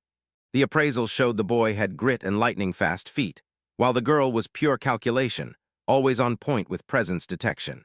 Then he flashed their anxious mother a reassuring grin and told her with total confidence that both her children truly had outstanding skills, so she had nothing to fear. While she murmured to her daughter in stunned relief, the collector's mind snapped back to Violet. He clung to the memory of her skill, the luck she carried, and the day he first met her, when he snatched up every single flower she was selling just to prove he cared. That kindness was the spark that shoved her onto this new path, like fate itself had nudged her forward. He knew her life hadn't been kind, and that she didn't have the big, flashy powers her siblings got. But lately, her chronic asthma had finally started easing up, and he couldn't ignore it. That's why he paid her more than double the flowers worth that day, basically betting on her tomorrow, and it was already paying back. Soon, a gorgeous, mouth-watering meal landed on the tiny wooden table. Right in the middle sat a huge pot of stew, ringed with bright bowls of salad and fresh vegetables. The whole family erupted into joyful thanks, their happy voices bouncing around the little home as they dove into their meal, practically chomping at the bit. He took his first bite, and the flavor smacked him with instant surprise, not fancy or refined, just brutally simple, warm, and wildly satisfying. When he watched that happy family dig in and laugh together, it hit him.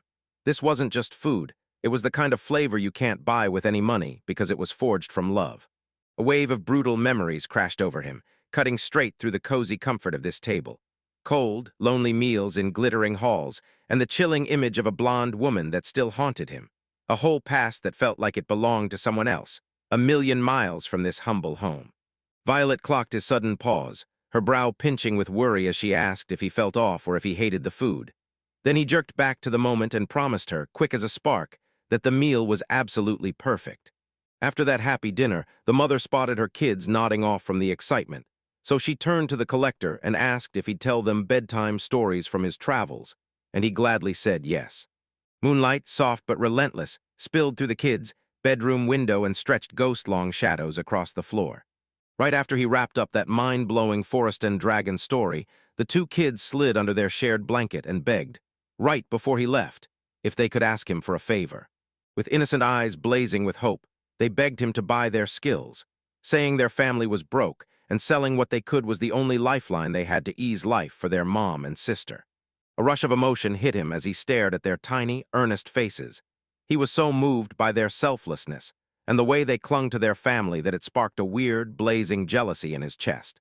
He reached out and laid a gentle hand on both their heads, then spoke in a soft voice, telling them he only gathers skills that people don't need or that end up hurting others, and that the amazing power they already have would grow even stronger with time and become the key to their future. He sealed it with a solemn promise. If the day ever came when they were truly desperate for money, they could come find him. He stepped out of the bedroom, and right there, Violet's mother was waiting, thanking him for tucking in the kids and for the kindness he'd shown Violet. He just grinned, waved her thanks away, and kept moving. Her smile vanished, replaced by steel in her eyes, and she dropped a bombshell of her own, asking if he'd buy her skills. She admitted she'd been thrilled to see Violet finally happier, but every day she still felt like dead weight dragging on her children. He stared at her, completely frozen, and when she asked for the exact same thing as her children, she wasn't just bargaining. She was willing to ditch her own abilities just to scrape together a little savings and take the edge off her family's suffering. Staring straight into her determined eyes, he told her straight up. His job had shown him countless families, yet he'd never seen a home this joyful. He admitted its warmth was so pure and bright it practically dazzled him. He told me he only takes requests from people who are truly shaken by their own skills, because the moment that power shows up, it can flip someone's life upside down. He made it clear he doesn't buy skills for some quick one-and-done payment because he's not trying to hand out money. He knows real happiness can't be bought. But then the mother leaned in and her face softened, and he finally spilled the truth, confessing how jealous he really was of the happiness her family shared. Right then, Violet burst in from the doorway, still hearing everything, and started chewing out her mother for being so bold with their guest. Violet's cheeks flared red. She sputtered that Mom was spouting some weird stuff and would totally mess with the collector, then warned, "Just you wait. When an idea grabs me, I can get really pushy." A real, easy smile burst onto the collector's face as he watched the family trade playful jabs, and he couldn't believe how much this simple, loving chaos had lifted his mood, more than he'd ever imagined. The jealousy burning inside him was no joke. It was a raw ache for love he'd never truly had. He finally stepped out of the little warm house and headed into the cold night, and as the air hit him, he started replaying the whole evening, because the comfort felt great, yet something strange and uneasy still burned beneath it. Violet trailed after him, apologizing again for her mother's behavior, then looked him in the eye and told him, straight from the heart, that he could come visit them any time he wanted. She met his gaze with sincere eyes and swore that if he ever hit a rough patch again, he could lean on her. She'd do whatever it takes to be useful to him. He tore his eyes away and let them drift up to the starry sky, weighing her offer, thinking that a warm home was a light too bright for someone like him. So he thanked her in a quiet voice, and the words landed with deep, unspoken gratitude. As he strode into the darkness, he caught sight of moths swirling around a distant lantern, and a strange kinship hit him. Like he, too, was just another moth, pulled helplessly toward the light. He'd only just stumbled onto that light, and now he kept walking alone with it, caught in its glow so hard that doubts started to gnaw at him. Was it really okay to want it this badly? She flashed a cunning grin, eyes sharp as her mind spun up a secret game plan, because her older sister would never miss something this huge. So she stayed right beside Ripley, stirring up a full-blown commotion just to yank her sister's attention and shove them into a reunion. Meanwhile, the young man's whole body shook with raw, uncontrollable dread. One thought of facing his older sister sent him spiraling into a brutal mix of terror and starving longing. So he dropped into a low crouch, fists clenched white, fighting just to keep himself steady. Ripley shot her head up in an instant, eyes blazing with the same nightmare horror she'd seen before, and then, boom, the earth started to quake hard beneath them, a low, crushing rumble that screamed, "Here it comes, the next cycle of despair," and she clenched her teeth because she recognized the doom starting all over again. Her companions lurched and fought for balance as the tremors roared louder, the ground buckling under him. He spun toward her, ghost-pale and shaking with confusion, demanding if this brutal earthquake was exactly what she'd been warning him about, because the chaos was exploding way faster than he ever thought possible. Rage and heartbreak twisted Ripley's face the moment the truth hit. Again the cave entrance collapsed, and the monsters she thought were sealed away came spilling out like a living nightmare. And now she couldn't stop thinking about how she and her companion were supposed to survive long enough to save the villagers from certain death. Memories crushed him to the bone, every past failure screaming back in his head. And he realized this was the fourth time he'd died, because the loop always ended with Ripley's spirit getting sacrificed for the quest. Then it hit him hard. Trying to keep searching for his sister while the world repeats itself, thanks to Ripley's power, felt like the cruelest kind of punishment. But Ripley refused to fold under despair. She snapped around and stared him down with iron determination, saying her skills were the real goods and she'd cut him a deal. Then fire blazed in her eyes as she urged them to team up, stack their strengths, and finally smash the monsters to break the cycle once and for all.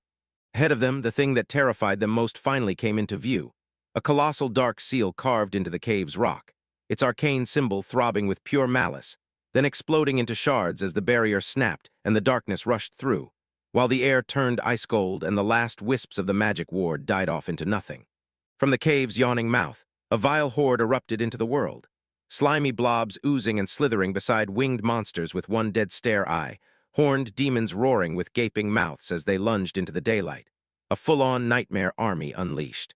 The monstrous tide crashed forward, claws and fangs flying everywhere as it tore across the land in the blink of an eye, moving too fast to stop and threatening to swallow the calm countryside in moments, with sheer numbers draining hope out of even the toughest hearts.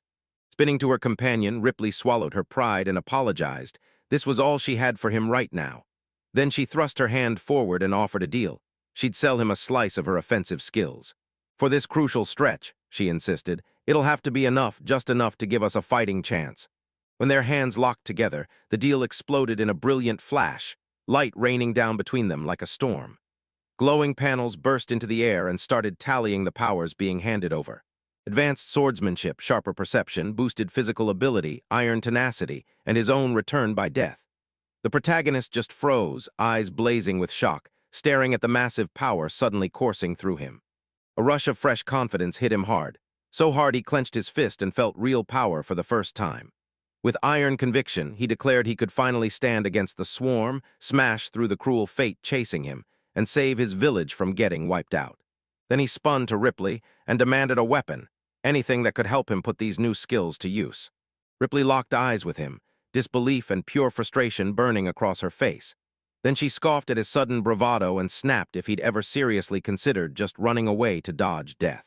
And before the thought could even breathe, she shut it down as the dumbest coward's escape imaginable.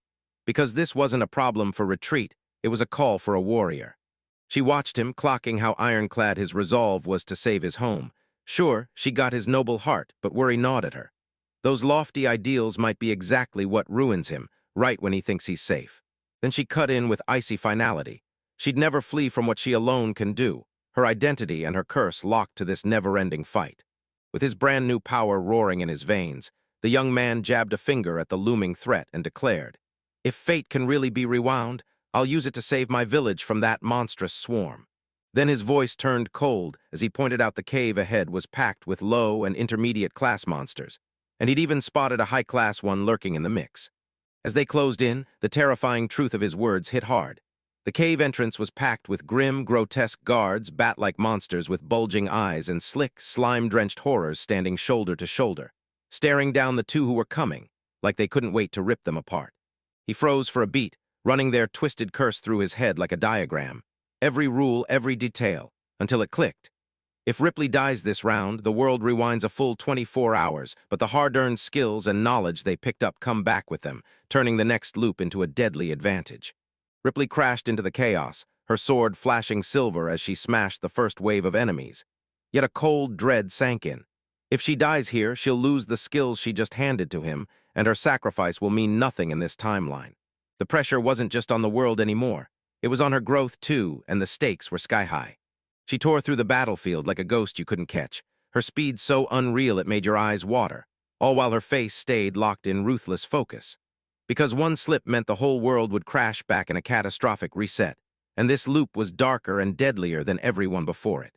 She unleashed her full enhanced power and turned the battlefield into a raging storm, blade slicing through monster after monster as her sharpened sword skills and razor vision made everything feel like it was crawling in slow motion. Then she barked to her partner, "Get out of here and leave these things to me." Not about to let anyone steal the moment, the protagonist surged forward, his right hand exploding into a roaring vortex of flame, and he laid out the plan. He'd burn the weaker low-class monsters with his stacked fire magic, while Ripley kept her focus on the deadlier intermediate threats. Ripley got instantly boxed in, snarling beasts surged in from every side, a hulking monster with razor teeth growling at her left, and a multi-limbed horror locking eyes with her on the right. She planted her feet, sword up and ready, daring them to come. She whipped around with jaw-dropping speed, her blade slicing a perfect arc right as a monster tried to pounce from behind, clean, precise, lethal moves flowing through her like power. She wasn't a pawn in fate anymore. She was a warrior forging her own destiny. A colossal horned nightmare snapped downward with a brutal claw slash meant to rip her in half, and Ripley dove low just in time. The claws screamed over her head and missed, but a razor-thin cut still burned across her cheek, sealing the terrifying truth. She'd been seconds from dying. As the battle raged on, the protagonist flashed a ferocious, locked-in grin and didn't flinch a bit at the new cuts blooming across his face. Because to him, this was nothing, just a scratch compared to the end of death itself. The way the return by death ability had burned fear out of him, left behind pure, unshatterable resolve. He shot his hand forward and ripped a raging wave of black-tinged fire loose, burning the last low-class slimes to ash in the blink of an eye. Then he turned and shouted to Ripley, checking if she was okay, before declaring the job was done and bolting to join her fight. Ripley was bleeding and blazing with adrenaline as she tore through the silence with a triumphant scream, swearing that the collector's skills made her feel untouchable, ready to crush any enemy that stepped in her path. And for the first time, hope finally cracked into a real smile as she said she could, at last, rewrite her fate. In that split-second win, dark dread swallowed her whole. Out of the cliffside rocks, a colossal stone golem heaved itself into existence, towering and monstrous. Before Ripley could even blink, its jagged maw gaped wide and slammed shut, crunching and swallowing her in one terrifying gulp. The whole world froze as the clash finally drowned out, and even his ears went numb to the chaos. All he could do was tear his throat raw, screaming her name, pure, unfiltered terror, while the brutal silence she left behind swallowed his voice whole.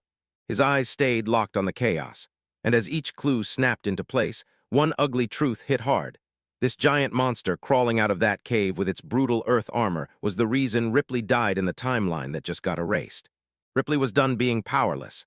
He raised his blade with fearless resolve, swore he'd crush the beast, and made it clear his go-to skills were already loaded, ready to step in and help the instant things went bad. He exploded into the chaos, a streak of white and black crashing into those monstrous stone figures, and his sword, pure silver, came down like a thunderbolt, slamming straight for the creature's brutal, rocky hide. With a voice packed with raw fire, he roared his defiance, not just at the monster, but at the cruel destiny that chained him, swearing he'd rewrite his fate with his own hands and, in the process, save the entire village's future. His blade slammed into the creature's brutal hide, blasting jagged shards of rock and a swirl of dark energy everywhere.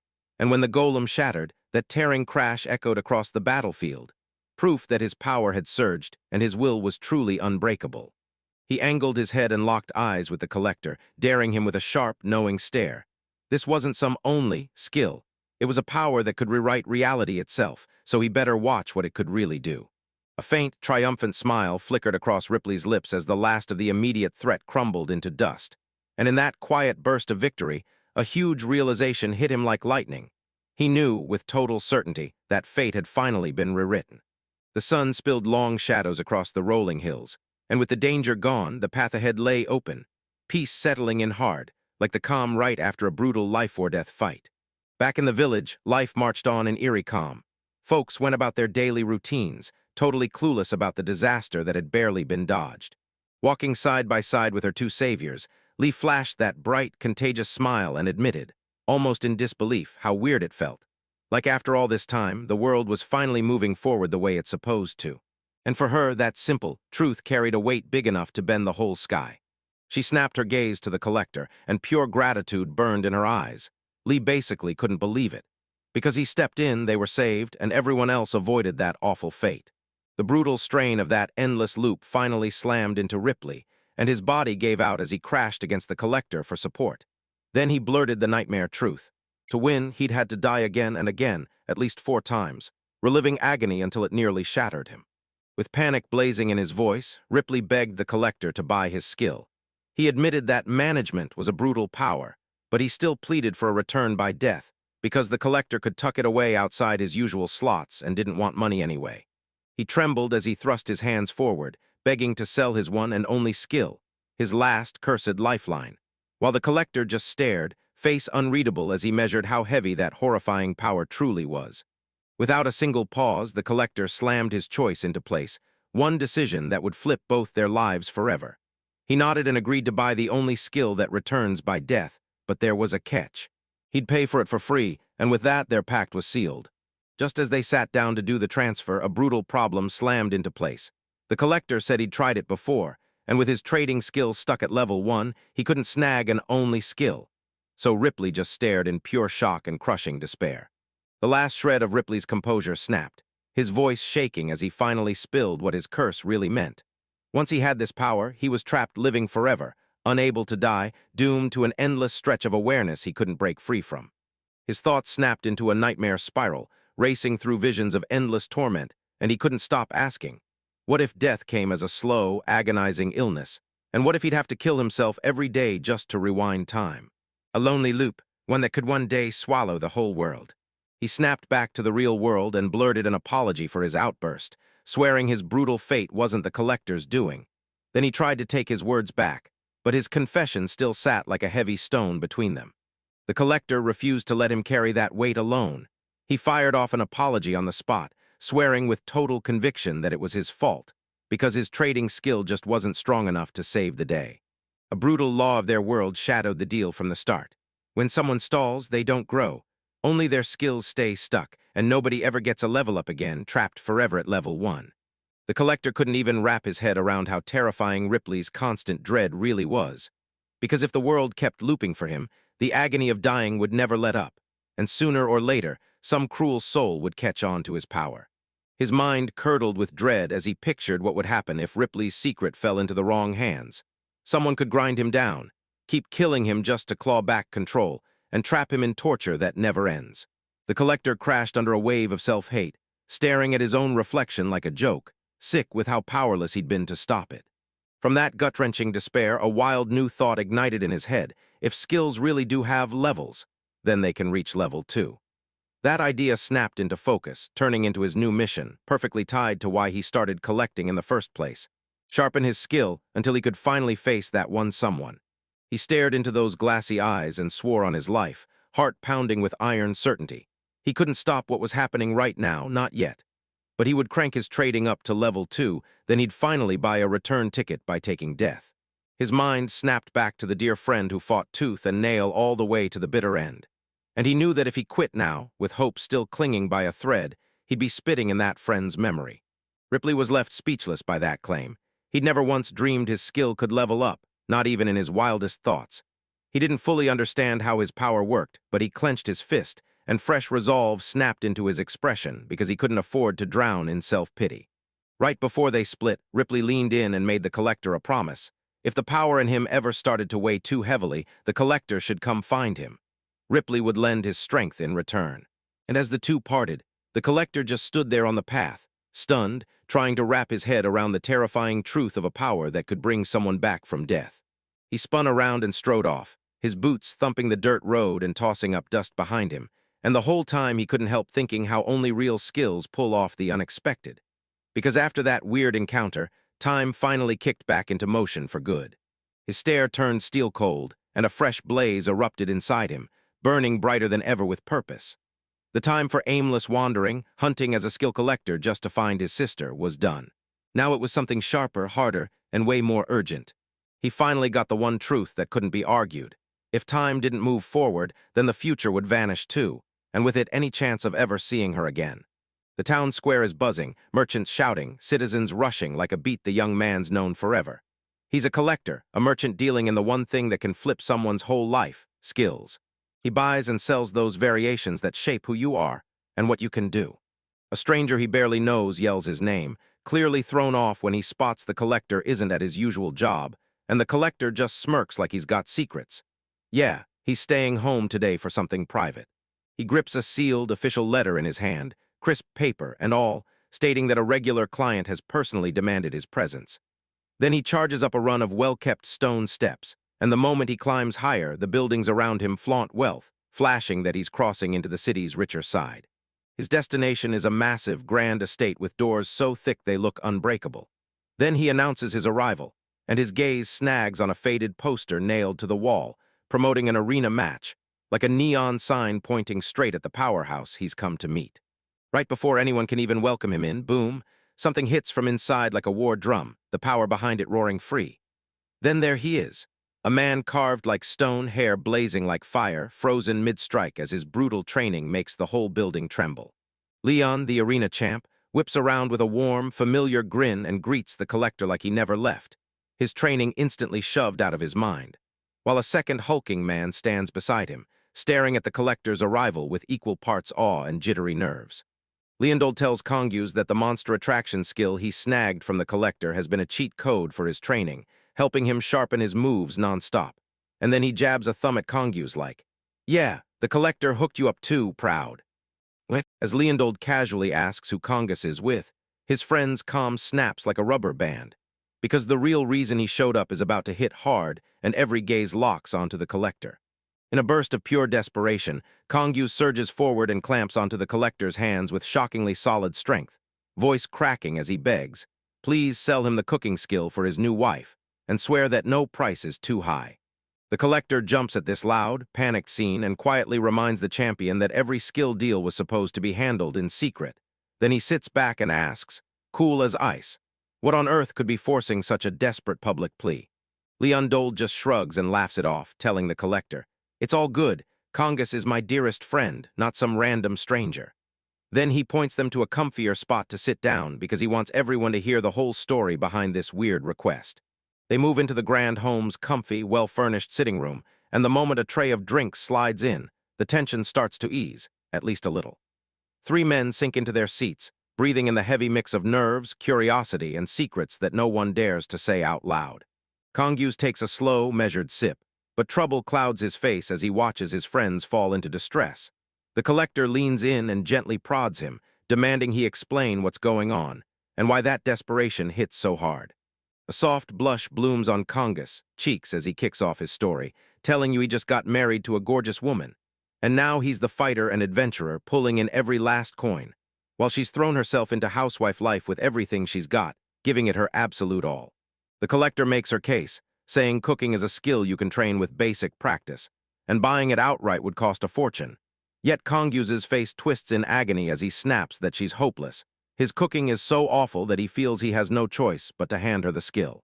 He stares in horror as he recounts her cooking disaster. She never measures a thing, and her taste is completely wrecked. So when the food comes out way too salty, she fixes it by dumping in more sugar, whipping up a flavor catastrophe no sane person could survive. Congus is drowning in emotion, groaning that the food tastes brutally awful. Then his wife won't hear it, insisting she'll cook everything from scratch because every bite is packed with her love. And when the collector finally asks the one obvious question, whether he's told her how he really feels, the fighter's resolve just shatters. A flash of his wife's sweet, smiling face hits him, and he snaps, I could never bring myself to say anything that cruel to her. But panic tightens his grip. He feels trapped, sure nothing will change, convinced he's doomed to a lifetime of her awful cooking. Landold wore a sympathetic smirk, admitting he got the feeling, but still couldn't believe it. A guy as tough as Congus got knocked out by one meal. The collector didn't seem surprised at all, saying he'd expected talk to fail and ordering Congus to bring a taste of the food with him today. A plain, neatly wrapped lunchbox sits right between them on the table, and it looks harmless, until you realize it's quietly packed with disaster, like a Pandora's box waiting to blow up. Just as the collector lunges for the lid, intuition slams into him like lightning. At level 30, it shrieks a warning so brutal he can only flee. He blurts the truth to the others. He's genuinely terrified, because if the mighty arena champion can be scared out of his wits by a meal, then what's inside has to be pure nightmare. Right when his fingers graze the box, Congus screams at him to stop, air it out first. But the moment he touches it, a gut-punch wave of wrongness pours out of the container and all the collector's defenses, his poison resistance, everything, starts scrambling. The lid pops open, and suddenly, pure Lovecraft-level nightmare. Writhing octopus tentacles, weirdly spotted mushrooms, and those slimy, throbbing black orbs are lined up in a grotesque little bento box parody. The group jerks back, faces drained to bone white as shock and disgust hit them hard. Then Congus forces out a grimace as he admits his wife sweetly calls this thing the overflowing bliss of paradise, even though he's secretly convinced it's just the overflowing horror of hell. Leondold's face twisted with nausea as he blurted the question burning in everyone's head. Did his wife really eat it herself? Congus just sank into a defeated nod and admitted she does, no problem, and that answer makes the whole thing even more horrifying and weird. With hope barely hanging on, the collector mutters that maybe the dish only looks disgusting. Maybe it's actually tolerable, right? Leondold, the fearless champion, steels himself and grabs a fork, ready to face that awful mess and judge it with his own mouth. He slowly raises a bite to his lips, takes one small, shaky taste, and the second it hits, his face contorts with disgust so strong he nearly chokes trying to spit out the only thing he's confident about. This probably won't kill him on the spot. This grim truth clicks into place when Congus admits he's got serious poison resistance. So that nasty bite didn't kill him, it just took time to get used to it. And trust me, this isn't bad food, it's downright dangerous to swallow. The collector's mind starts sprinting, snapping every detail into place. This kind of culinary disaster isn't normal. It's way beyond what any amateur could pull off. He interrogates Congus, pressing him like, did you ever bother to check your wife's skill certificate? Because if this is happening, then a brutal negative skill has to be the real culprit. Kong fumbled out his answer, admitting he'd had the same thought. Then he remembered asking his wife to show him her skill certificate from when she was 10, but she shut him down with a blunt refusal. He swears that even after he offered to use his own appraisal skill to verify things for her, she still flat-out refused. Her weird, stubborn secrecy only made the whole situation feel darker, and his worry kept climbing. A spark of brilliance flashes in Leon Dole's eyes, and he blurts out his plan: throw a home party and invite Congus, wife, so the collector can slip in close and unleash his deadly appraisal skills without her ever catching on. The collector rubs his chin and nods like, "Yep, that'll work," then leans in with a bold idea. He knows a cooking expert and wants to invite her too, because he's dead sure her talent will be priceless. The day of the party finally hits. Sunny skies, crystal clear, and the world looks perfect for a friendly get-together, while it secretly hides a much darker mission. The collector slips across the city's rooftops, moving in fast, bone-silent bursts toward the champion's huge, jaw-dropping estate. Sumir, the diner's ace cook, tags along with him. She tucks her hair back, scans the room with shaky eyes, and confesses this is her absolute first time ever at a home party. He flashes her a steady, reassuring smile and apologizes for dragging her in on such short notice, then admits the truth. Her cooking is so damn exceptional that he already knew she was the only one he could trust to help him handle this delicate mess. From a high balcony, Leondold clocks them the moment they arrive, lifts his glass, and breaks into a wide grin as if the night's already his. He throws his voice down the stairs, shouting that they've been waiting for them, and his booming hospitality fills the air. Inside the party, everything's roaring, guests packed in, music pounding. When Leondold is mid-speech about having a good time, and then, bam, the late arrival strides in, voice shaking with apologies. Kongi strutted in with a breathtaking woman on his arm, and she sweetly tore into him for keeping her waiting, her voice as gorgeous as her look, her long, flowing brown hair swaying as her kind, gentle face lit up the room. She steps forward, clutching a stunning bouquet of lilies, then introduces herself to the group with effortless poise, like she's flipped a switch, lighting up the whole room and leaving everyone stunned, speechless for a beat. She steps up like a true ceremony queen, declares herself Sailor Fairy, Congus, wife, and with a graceful bow, she thanks everyone for always treating her husband so well. The collector freezes, speechless, his thoughts crashing into each other, because he can't square this stunning, elegant beauty with the woman tied to the hellish lunchbox. He even tells himself she's way too good for Congus. Then Leon Dahl leans in and drops the bombshell. She's the one who chased him first. With his resolve stealing, the collector locks his gaze and fires up his crushing appraisal skill. Now he's ready to rip the truth out once, and for all behind her disastrous cooking. Appraisal results explode across his vision. Her creativity hits level 18, her skill level screams 18, and her tastelessness roars all the way to level 25. While that calm, sweet smile sits there like a perfect disguise for the chaos hiding under the surface. Suddenly, it all clicks. Pairing insane creativity with pure tastelessness is a guaranteed kitchen disaster, and her best intentions get warped into horrifying monstrosities. But his appraisal suddenly flips the script. There's a third skill, and it stops him cold. He snaps his eyes from the floating text to her warm smile, and that heavy question hangs there like a storm. What secret is she really hiding? He instantly knows this discovery is way too dangerous to spill in the middle of a packed party. So he hatches a plan to pull her aside and talk one-on-one, far from anyone eavesdropping. Like QC Laffery just materialized, she strolls up to him and says Congus filled her in on everything about him. Then she smiles politely and asks if she can step outside with him to talk about her skills the moment he gets a breather. Right then, a wineglass slips off a nearby table and smashes on the pristine floor with a brutal crash, startling the party guests and throwing the whole room into a sharp, tense pause. The collector ushers the sea life out of the party room and into the quiet, lamplight street. And from the doorway, Kongus watches them go with hope burning in his chest and worry weighing heavy on his face. The second they're alone, the collector wastes no time. Boom, he lays it out. His job gives him the appraisal skill, and he already knows what she can do. C. Laffery whips her head away, shoulders drooping, then she cracks open the nearest door.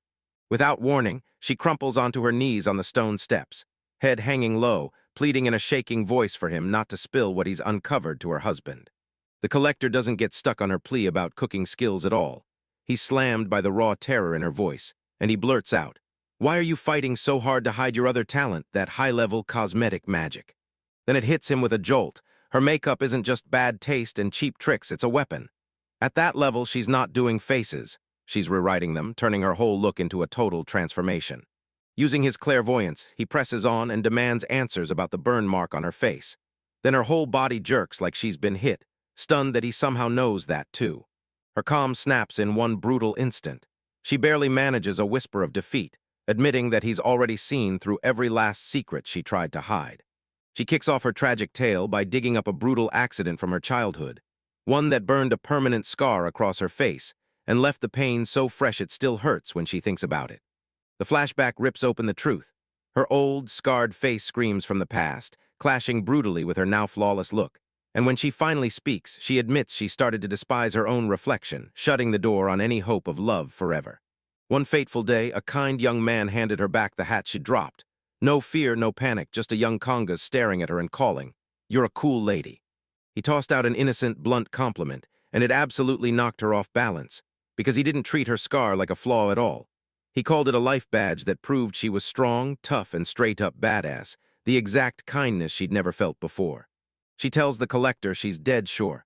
No matter what, Kongyu's would have stayed her friend if he'd only known the truth, just like that day. That one tiny kindness yanked her out of her darkest despair, and right then, something inside her snapped into place. She fell for him hard. She craved him more than air, so she leaned on her skill to cover the scars she feared would scare him off. Tears spill down her face as she begs the collector one last time, "Don't tell Congus about her cosmetic skill," because she's terrified that even if he still finds her beautiful, he'll never look at her again without seeing the mask she's been hiding behind all along. The collector pauses to listen, and a memory slams back. Someone else who once felt the same bitter truth about deception. He knows that pulling the mask off for someone who's only ever lived inside the illusion can ignite a gut-punch betrayal. He throws an apology over his shoulder for butting in as an outsider, then leans in and tells her, softly but firmly, how brutal the truth is. Because the longer she keeps this lie alive, the bigger the chasm grows between reality and what she's pretending. And when it finally crashes down, her husband will feel the shock and the hurt twice as hard. See, Lafferty nods, and resignation hits her like a wave. She finally admits her secret, even to a stranger, and the crushing guilt she's carried for ages starts to lift. Right then, the door behind them gets ripped open. Conga bursts into the doorway with a grim face and snaps, "I heard everything."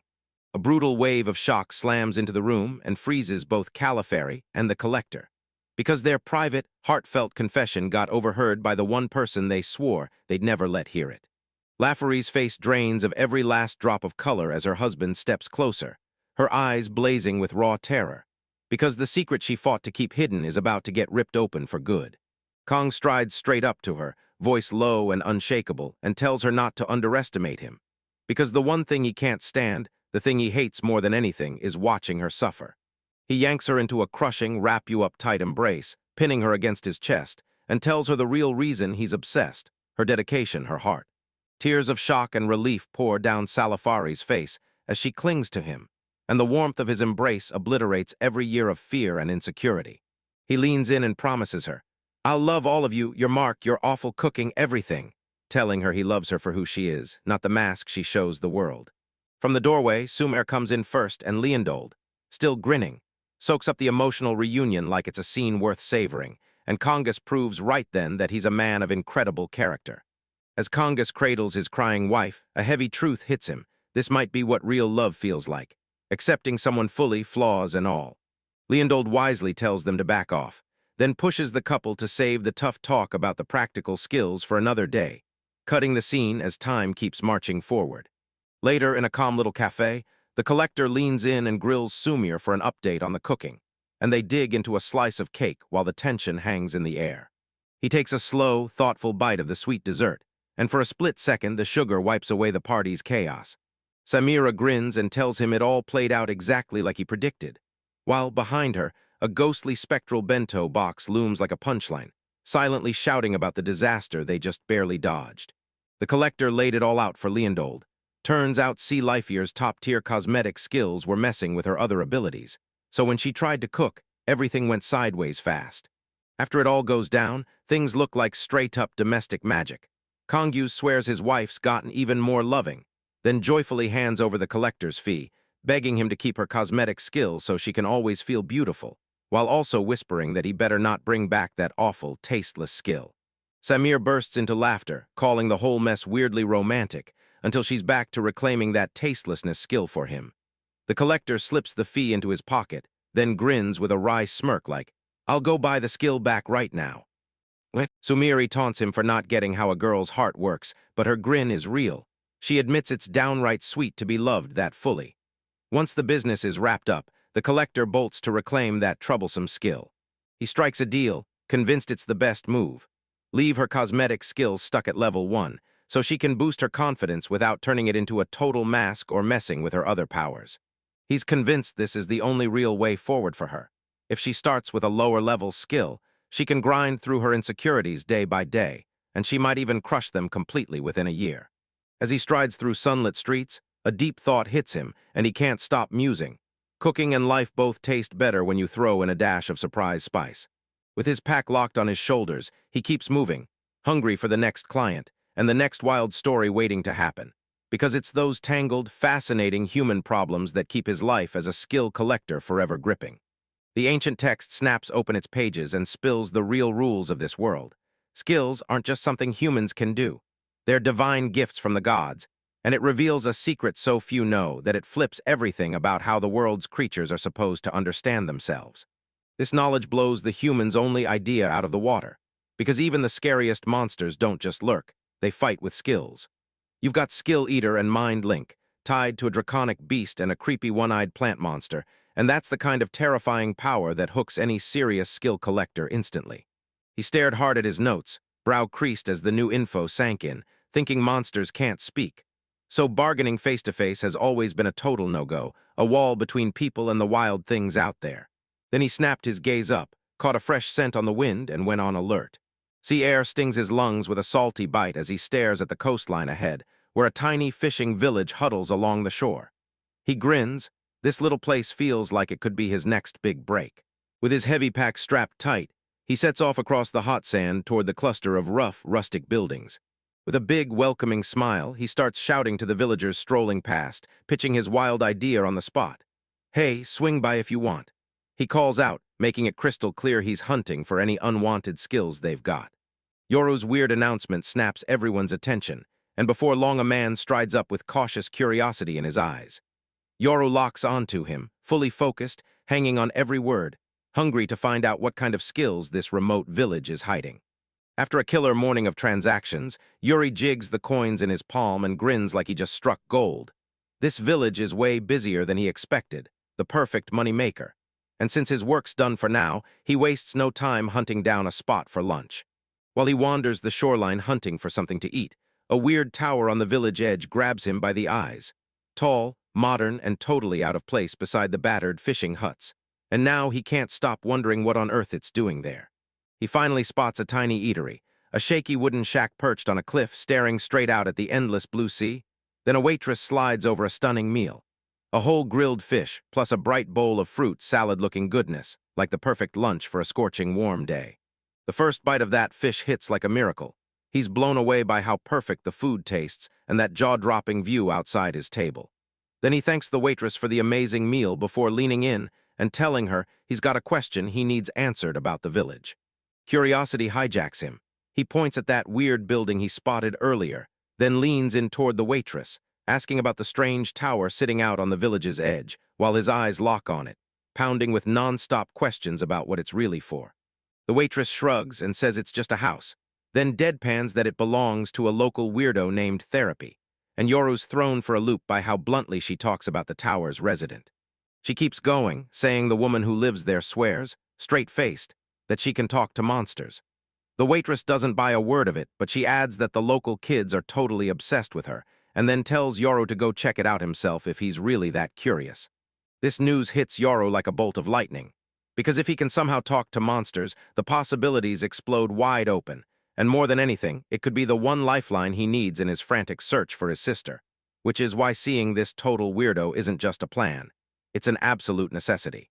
With fresh purpose burning in his chest, he storms out of the little restaurant and heads down the coast, eyes glued to that weird tower, standing alone on the beach like a silent monument carved into the blazing sky. Standing in front of that massive, monolithic structure, he can't shake the weird feeling. Its design is so bizarre it's almost unreal, like a futuristic fortress instead of a house. And that's when it clicks. This has to be where the woman named Therapy lives. He lifts his hand, knocks hard, and the sound ricochets weirdly off the door's cold metal, only to remind him with every echo that this place isn't normal at all, and whatever waits on the other side is about to pull him far beyond the everyday world. Spooked by that weird door, he throws his most trusted skill into action, slaps his hand on the surface and fires off his level 30 appraisal, and a faint hexagonal glow spills out from his palm. The appraisal flips the script. This door reeks with deadly strong skills, silence, concealment, and even deodorization, and it hits him like a punch that this isn't just a door at all. It's a freakishly rare ancient relic, packed with power. A whirlwind of ancient relics slams into his mind, proof that this world once housed a long-lost civilization, now reduced to tech remnants. These artifacts are relics from a forgotten age, packed with power and knowledge way beyond anything anyone here can understand.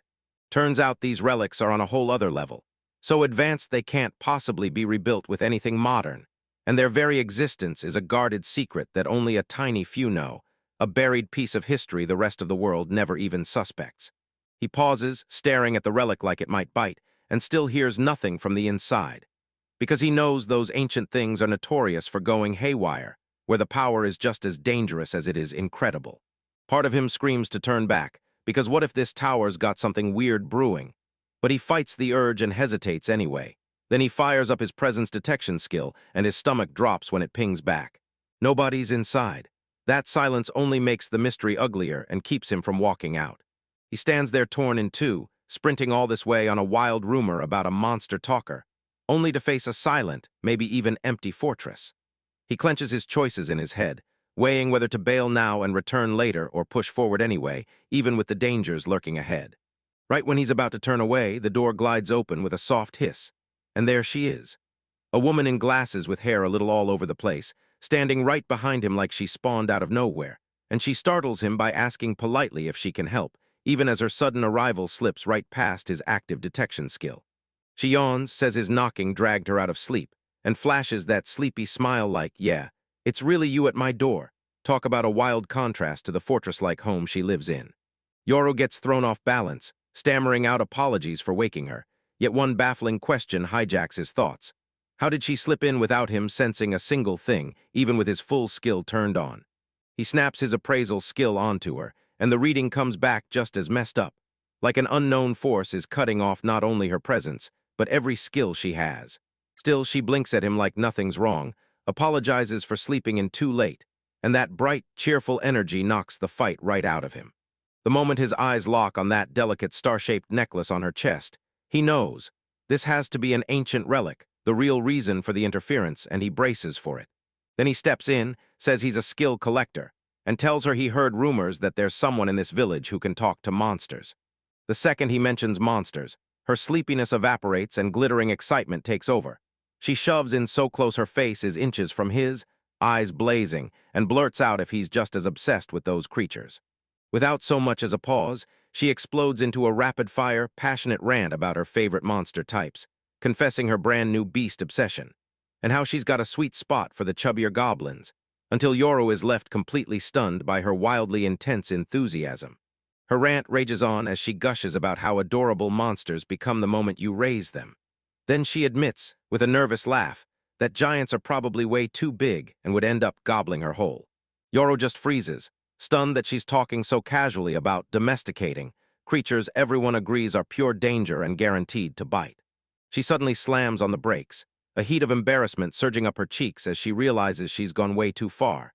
Then she lets out a heavy sigh, knowing that's exactly why the villagers call her a weirdo, even though they still tolerate her without even the slightest panic.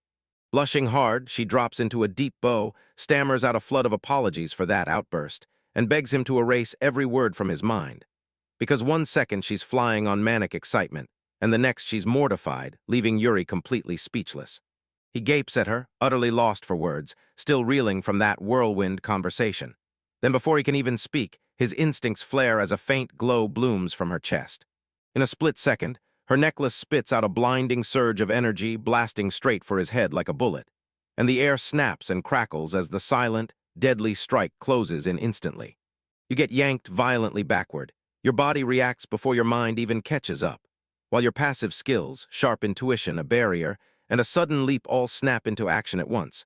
blasting the beam aside and hurling you away from ground zero. He slams onto the sand, dizzy but fully intact, and the air still crackles with that leftover surge of energy. Then it hits him. The only reason he didn't get wiped out was the power locked inside his items. He shoots his head up, staring at the woman like she's fine, like the beam never even landed, and he demands to know what that blast was. She puts on this flawless act of innocence, big-eyed and shaking her head as she asks what he could possibly mean, swearing she'd never do something like that. And then she flips the whole accusation back on him, feigning concern like he's the one acting weird. He pushes himself up, calm but unshakable, and swears he remembers every word of their conversation. No way he'll let her gaslight him, not now. Across the distance, they stare each other down, while the strange tower looms behind them like a silent judge. Therapy's eyes go wide. Her perfect mask slips as she finally registers that he's alive. She whispers in total disbelief, replaying it again and again. How could he walk away unharmed when that beam got deflected at the very last second, right when it should have smashed into him clean? As the tension between them spikes, a brand new figure spills out through the tower's open doorway. An elegant, alien-sleek white humanoid golem steps onto the floor and locks its gaze straight on Yoru. Yora clocks the golem's high-grade build the second it appears, realizing it's just another ancient relic, while Therapy lights up, calls it a Lyria, and tells him it looks like the golem has its eyes on him. He tries to stay guarded, but the whole scene is so ridiculous he can't even bring himself to feel threatened. And the only thing he can think is that the villagers were dead wrong, because this woman isn't just a weirdo, she's something far stranger. Therapy snaps into a sudden fight with her own golem, snarling that it's just a mini, and dragging the fact back into its face that she found it first and forged their master-servant contract. Then she mouths off at Lyria to shut up, calling that mighty golem completely worthless. Yori's jaw drops at Aliaria's brutal words, but Aliaria answers with cold, perfect calm, like a machine with no emotions at all, explaining that its current state is just for a reboot, totally unbothered by her insult. Aliria snaps all her focus onto Yoru, her voice sharp and clinical, and points out the wild truth. He's acting like a merchant, but he somehow already has the tools to stop her memory-erasing beam. Yuri throws himself between Aliria and the Therapy like a shield, calmly signaling he's got her back, then drops the truth. He knows her skills are being hidden, he recognizes ancient relics, and he confirms it. He's a skill merchant, and far more than she ever thought. As Aliria scans him, a soft beat machine hum fills the air, her core systems double-checking every word and stamping them as true. So the golem decides he's not lying at all, and Yuru finally steps in to introduce himself as a skill collector, practically buzzing with a deep love for Therapy. He pitches a deal, one that's stacked in his favor, promising to keep their existence and those ancient relics under wraps, while he demands Therapy in return, so he can pry every detail from her about how she talks to monsters. Before Therapy can even get a word out, Aliria snaps up the offer and steals the punchline before it can land. Then a huge reflective panel appears out of thin air beside the golem, and Yuru feels zero hostility from either of them as they invite him inside. Inside the tower, everything's just as wild as it looks outside. Sterile tech bolted to a janky monster hideout. In a heavy metal cage, a huge, furry beast snarls and squirms, its dark eyes locked on them like it can't decide whether to run or bite. Yori locks eyes with the caged beast, and the truth finally hits him like a punch. He whips around to Therapy, blurting the one question burning in his chest. Why is she really keeping monsters in here? Aliria answers for her, saying, if you really want to understand, you've got to watch Therapy's life, playback style. The moment she says it, dozens of screens explode to life around them, flashing Therapy's childhood to today, one memory at a time.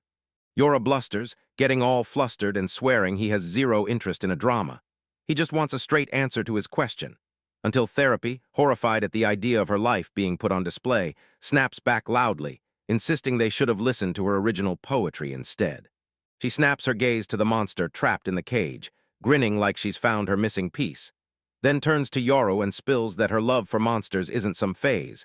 It's a lifelong obsession, the kind you nurture with pure affection until a real bond sparks and takes root.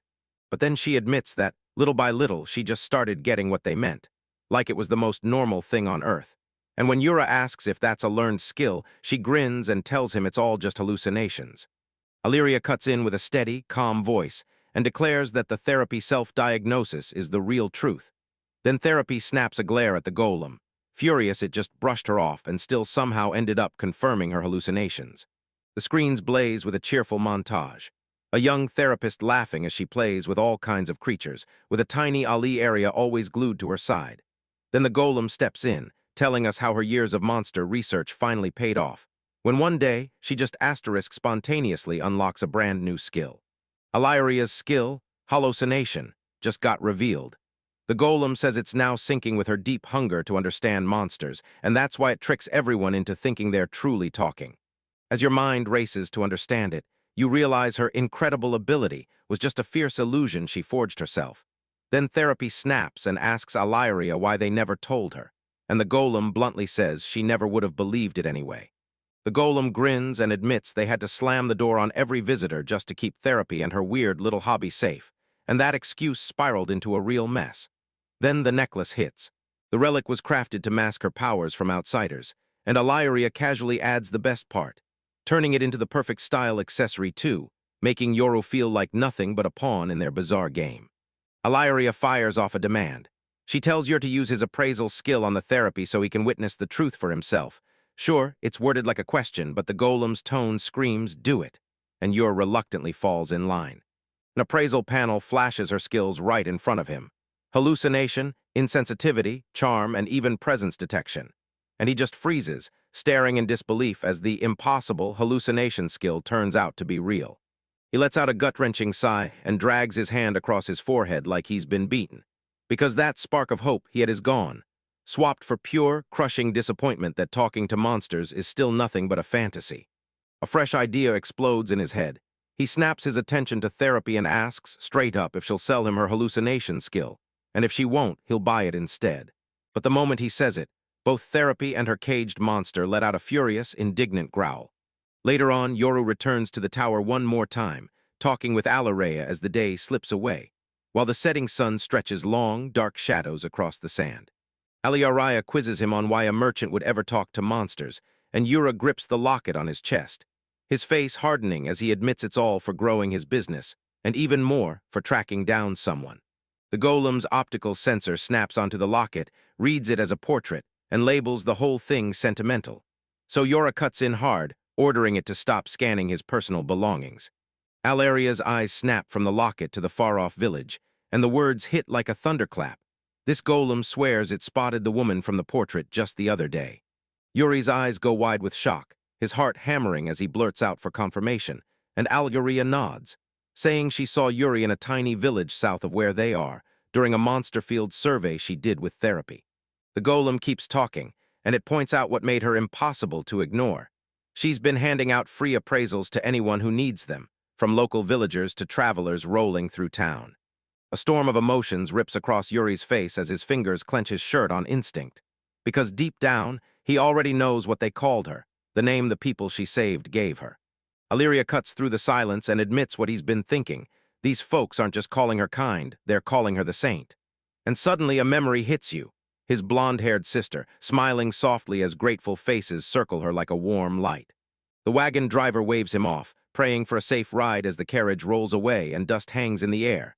Now he's stranded on that lonely road.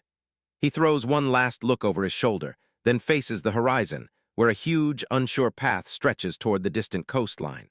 He bursts into a frantic sprint, his huge backpack thumping and bouncing with every desperate stride, and no matter how hard he drives his body forward, his pounding heart won't calm down, just keeps roaring while his mind spins with pure anxiety and wild anticipation. He crests the hill and finally spots a tiny, secret village tucked in the valley below, and as his fingers clamp down on the little object, his nerves rattle. He leans in and whispers the one word he's hunted for years: Saint. A wave of grim relief hits his face, and you can see the exhaustion battling with steel-hard resolve. After all this time, after every wound and every search, he finally believes he's found his sister. His mind snaps back to the worst night of his life, the night his hometown turned into a slaughterhouse, years ago, yet the flames and the deaths still sear into his memory like it happened yesterday.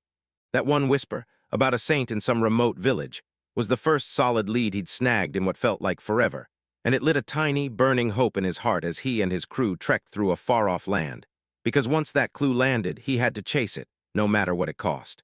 He glares down at that calm little town, and dread clenches his guts, because even if it's a trap built to bait him, he has no escape now but to step right into it. He corners a local farmer and grills him about the saint, Then the man shuts him down. She's not here, but you'll find her past the nearby forest. The old farmer scowls and warns, don't go just to satisfy your curiosity. And you can hear the danger in every hard word. The villagers swear the saint's gone viral for handing out free appraisals to anyone who tracks her down. Nice on the surface, but there's a chilling rumor clinging to her name. People from the area have been vanishing lately, and nobody's seen them since. Hearing about the missing people slams him back to the worst memory of his life. His sister's real power, where she'd mask her plunder skill as a harmless appraisal and use it to rip abilities out of anyone she decided was useless. He flashes the villagers a confident grin, thanks them for the warning, and then declares he has to see the saint with his own eyes. So they shout back that the forest is packed with monsters, but his decision is already locked in. Racing through the thick woods, he bursts into a roar. Out of the trees charges a monster with a flower for a face, and his panic-ridden mind spirals, screaming why his sister, who already had everything, would ever risk stealing skills from other people. With a snap of his hand, he blasts a savage torrent of wind magic, and his skills crush every danger the forest throws at him. Yet that burning question keeps clawing at his mind, pushing him forward no matter what. The monster drops in an instant, dark blood sprays across the ground and splatters his clothes. But he doesn't even slow down. He barrels forward past the roaring creature's death, eyes locked on the road ahead. With the beast's dissolving corpse left behind, he surged forward again, red doubling his pace as his inner voice roared with pure resolve. Because he couldn't burn even a second, not with his destination waiting too badly for him to fail. His mind snaps back to the horrifying legacy of his sister's skill, plunder. It's a legendary, brutally rare ability that only one person can wield at a time, and every single wielder before him turned out to be a notorious villain etched into history. She remembers the legends, an ice-cold king who robbed the world for a crown, a fallen hero who stabbed his own comrades and tried to trigger the end of everything and that power. It wasn't a gift at all. It was a curse that doomed anyone who ever touched it. A softer, nastier memory crawls back in, him and his sister clinging to a moment of pure innocence. Then guilt explodes in his chest. If only the last user of the plunder had stayed alive, maybe his sister would have been spared this brutal fate. He violently shoves the thought out of his head, calling it a pointless fantasy, because what's done is done. Now he just wants answers for today, the truth behind why his sister feels like she has to plunder. He powers through the twisting forest path, teeth clenched, legs burning, driven by pure willpower. Because after all this brutal grind, he can finally feel it. He's closing in. Then he finally bursts out of the tree line and stares down at the village he was promised. Silent, cut off from everything, and exactly where the saint is supposed to be hiding. No hesitation. He rockets down the grassy slope, sprinting straight into town, because the time for caution and second-guessing is done, and whatever's waiting for him next is about to hit. He freezes for a split second to gulp in air, wiping sweat off his brow with the back of his hand. Then he catches his cheek where that cut still stings, a brutal souvenir from the forest fight that proves he survived the danger before. As he stares at the quiet houses, the village hits him with that nostalgic countryside vibe, so much like the hometown he lost. He forces the ache to the side and steels himself. His first job is finding the saint. He knows he has to stay sharp, because if this is a trap, exposing his real identity could wreck everything. So he chooses the fastest, safest move, slipping into a cover identity and quietly fishing for answers from the locals.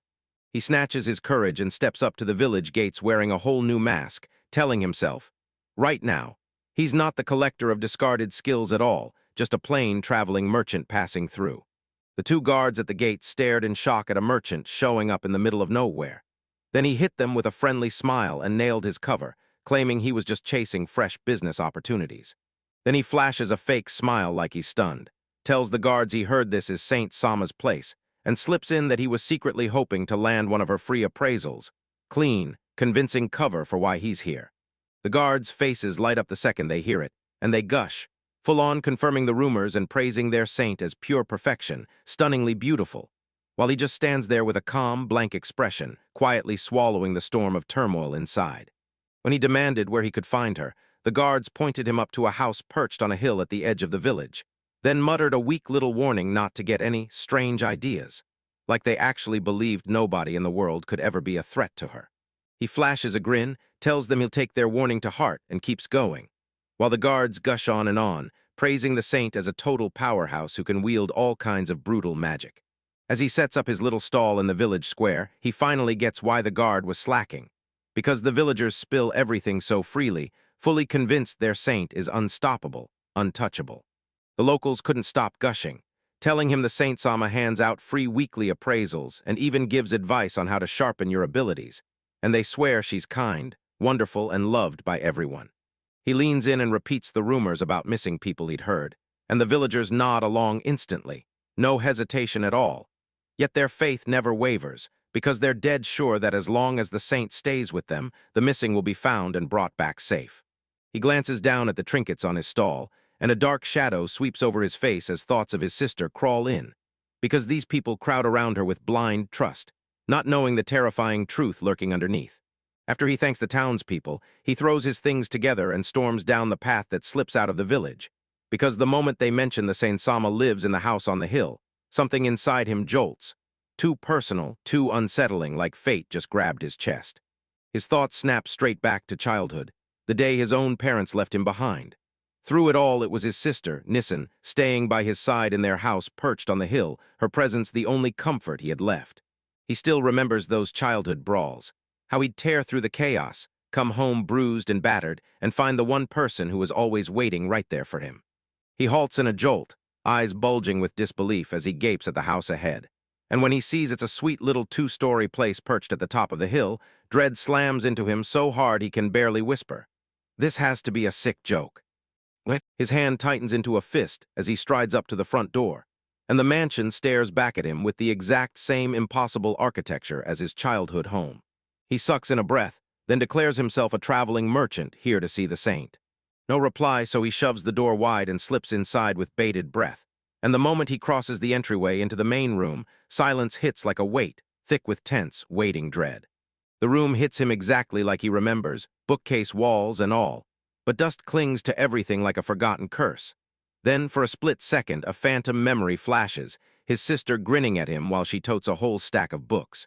He's frozen in the middle of the room, eyes snapping in panic because every single detail, the windows, the furniture layout, matches his old home perfectly, the one he lost.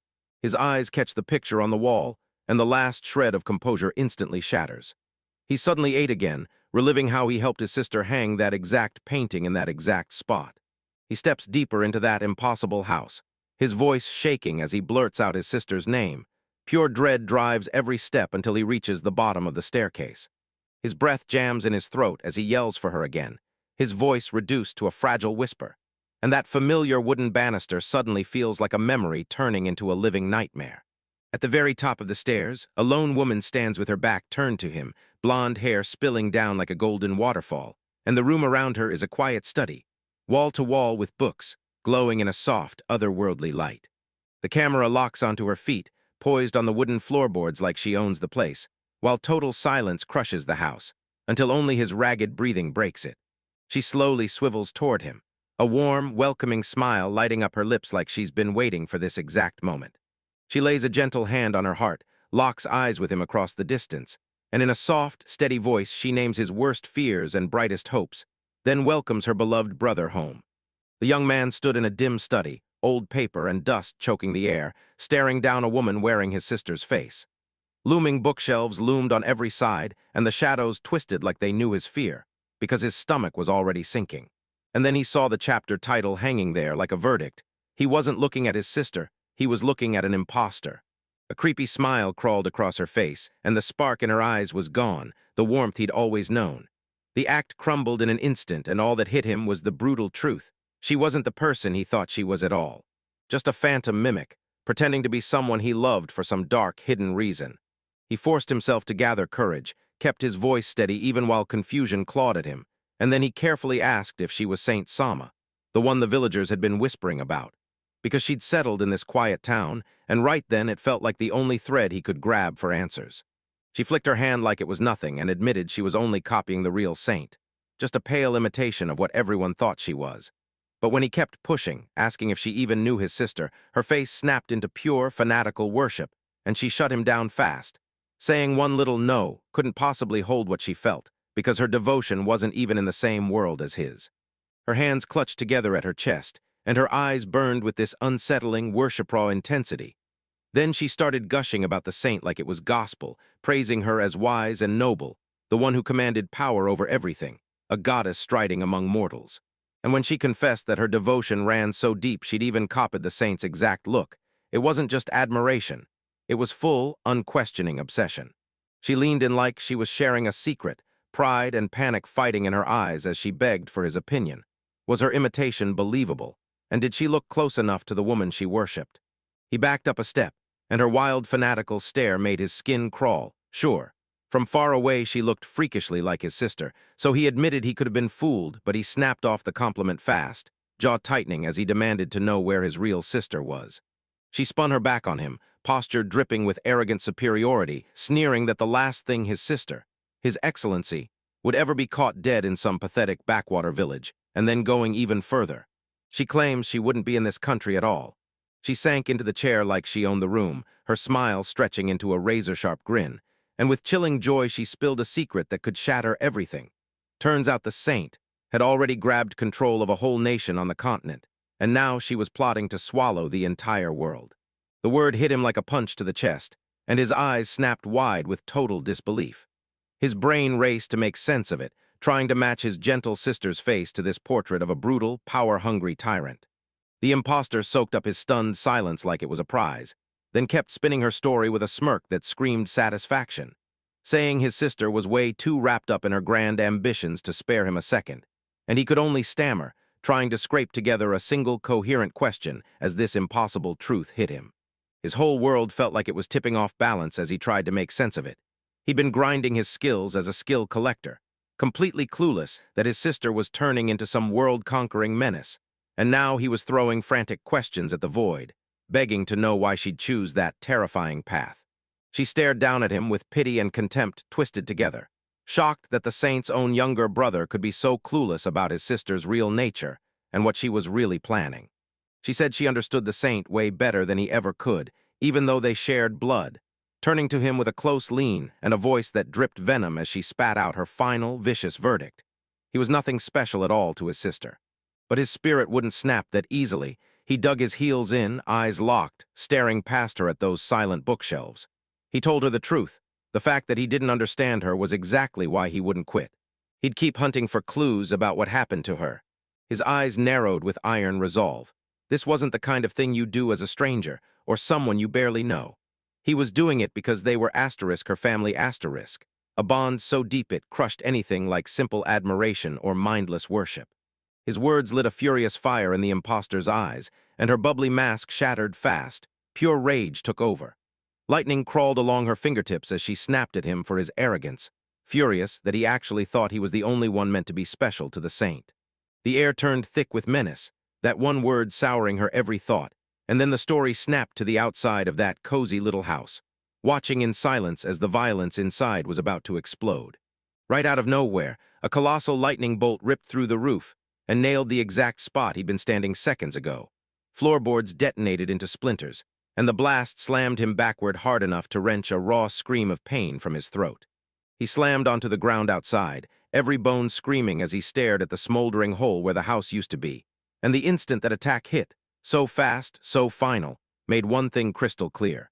That woman wasn't trying to scare him, she came to kill. Back in the wrecked room, the imposter stared at the damage and couldn't believe he was still standing after her first assault. He checked himself in a flash. Turns out his saved skills kicked in without him even thinking. Instinct, a barrier, and a jump. Right on time, they yanked him out of the way of that deadly magic. He remembered how the villagers swore the Saint Sama could use all kinds of magic, and the imposter just proved it. She slid in with a creepy message straight from the saint. She could handle any nuisance however she wanted, her hand snapping through the air like she was about to cast the next spell. Her voice sank into a chilling, murderous whisper as she offered to wipe him out for Her Excellency's sake. Then water churned into a swirling vortex around her, and he braced himself for the next magical strike. A burst of water ripped toward him, but he snapped up a level 30 barrier in seconds, slamming the attack out, and yelled through the magical shield that he wasn't here to fight, he just needed answers about his sister. The crushing water spell slammed into his sparkling barrier like it wanted him erased, and the impact said everything. She wasn't sizing him up, she was aiming to kill. He understood it, and the truth hit hard.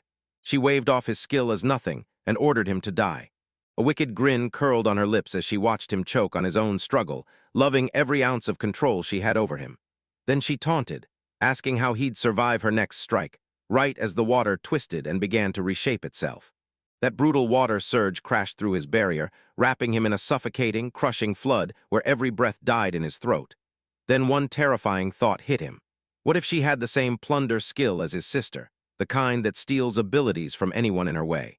He shot the thought down fast, because one hard truth burned in his mind about those rare skills. The plunder skill was different, with only one user allowed to exist in each era, and as long as his sister was alive, no imposter could ever get the same power. His lungs screamed for air as the water slammed down on him, panic hammering his mind as he fought for a way out. Yet he felt totally helpless, staring at her power with no way to even study her skills. He tried to trigger his appraisal skill with sheer desperation, but a brutal force slammed it shut like a door, dead stop. His gaze snapped to her neck, to that shimmering, star-shaped necklace, an ancient relic, and it hit him hard. It was the same kind of thing his sister's therapist wore, and that was the interference crawling from it. He snapped the necklace in place and unleashed a brutal gust of wind magic, desperate to carve out a crack in the chaos. Gale force waves shoved the choking water back just long enough for him to gasp for air and plot his next move. For a split second, she looked genuinely impressed. He'd actually fended off her attack, but he didn't have time to celebrate. His only shot was to rush in and snatch that necklace, even though fighting a long-range mage like her was a brutal uphill battle. Her eyes flared with that same fanatical fire as she blurted out her fantasy about the reward she wanted, imagining how offering her excellency his dead body would win her massive praise, and loving every second of that twisted, delightful promise. Hearing that, his resolve snapped into something unbreakable. He knew this was a wild gamble with his own life, but he had no other way forward, so he lunged at her, right as brutal thorny vines burst out of the floorboards to slam him to a stop. Vines whipped around his body like serpents, thorns ripping into his skin and shredding his clothes, while the imposter smirked like she'd already won, saying he was done for and that she'd end him right now. But this was the second he'd been chasing. He yanked out a silver locket, snapped it open, and the photo inside, him and his sister as kids, hit the imposter like a punch, freezing her cold and shattering her focus as her attack faltered. Now he erupted in a roar, hitting his blink skill in that one split second of hesitation. The world smeared into blur, and he vanished from her sight, snatching the exact opening he'd just carved. Before she could even blink, he vanished and reappeared right behind her, arm lunging for the power she'd been hiding. Then her panic snapped into clear realization when he smirked and told her he'd finally figured out her skills. A ghostly panel blinked into his vision, exposing her real trick, mimicry plunder at level 20. And it wasn't the genuine skill at all, just a copy, with a whole list underneath of every spell she'd stolen and copied from the villagers. With a snap, he ripped the protective necklace off her neck, and his appraisal skill finally punched through her defenses, proving it, while she shrieked in fury, demanding he hand back the priceless gift she'd received from her excellency. She lunged at him with wild desperation, snatching for that necklace as her composure shattered completely. He slipped her messy swing aside like it was nothing, snatched her mid-motion, and using his insane strength and binding skills, thundered her straight to the floor, pinning her there while he coldly told her that her panicked, blind panic was the one thing that let her guard drop completely. He dangled the locket right in front of her eyes, proving he knew her inside out. Then he laid it out. Her mimicry can only copy one famous move at a time, before he hit her with a jaw-dropper offer. He'd hand over his own plunder skill. His insight hit her like a lightning bolt, and the words died in her mouth as he kept going.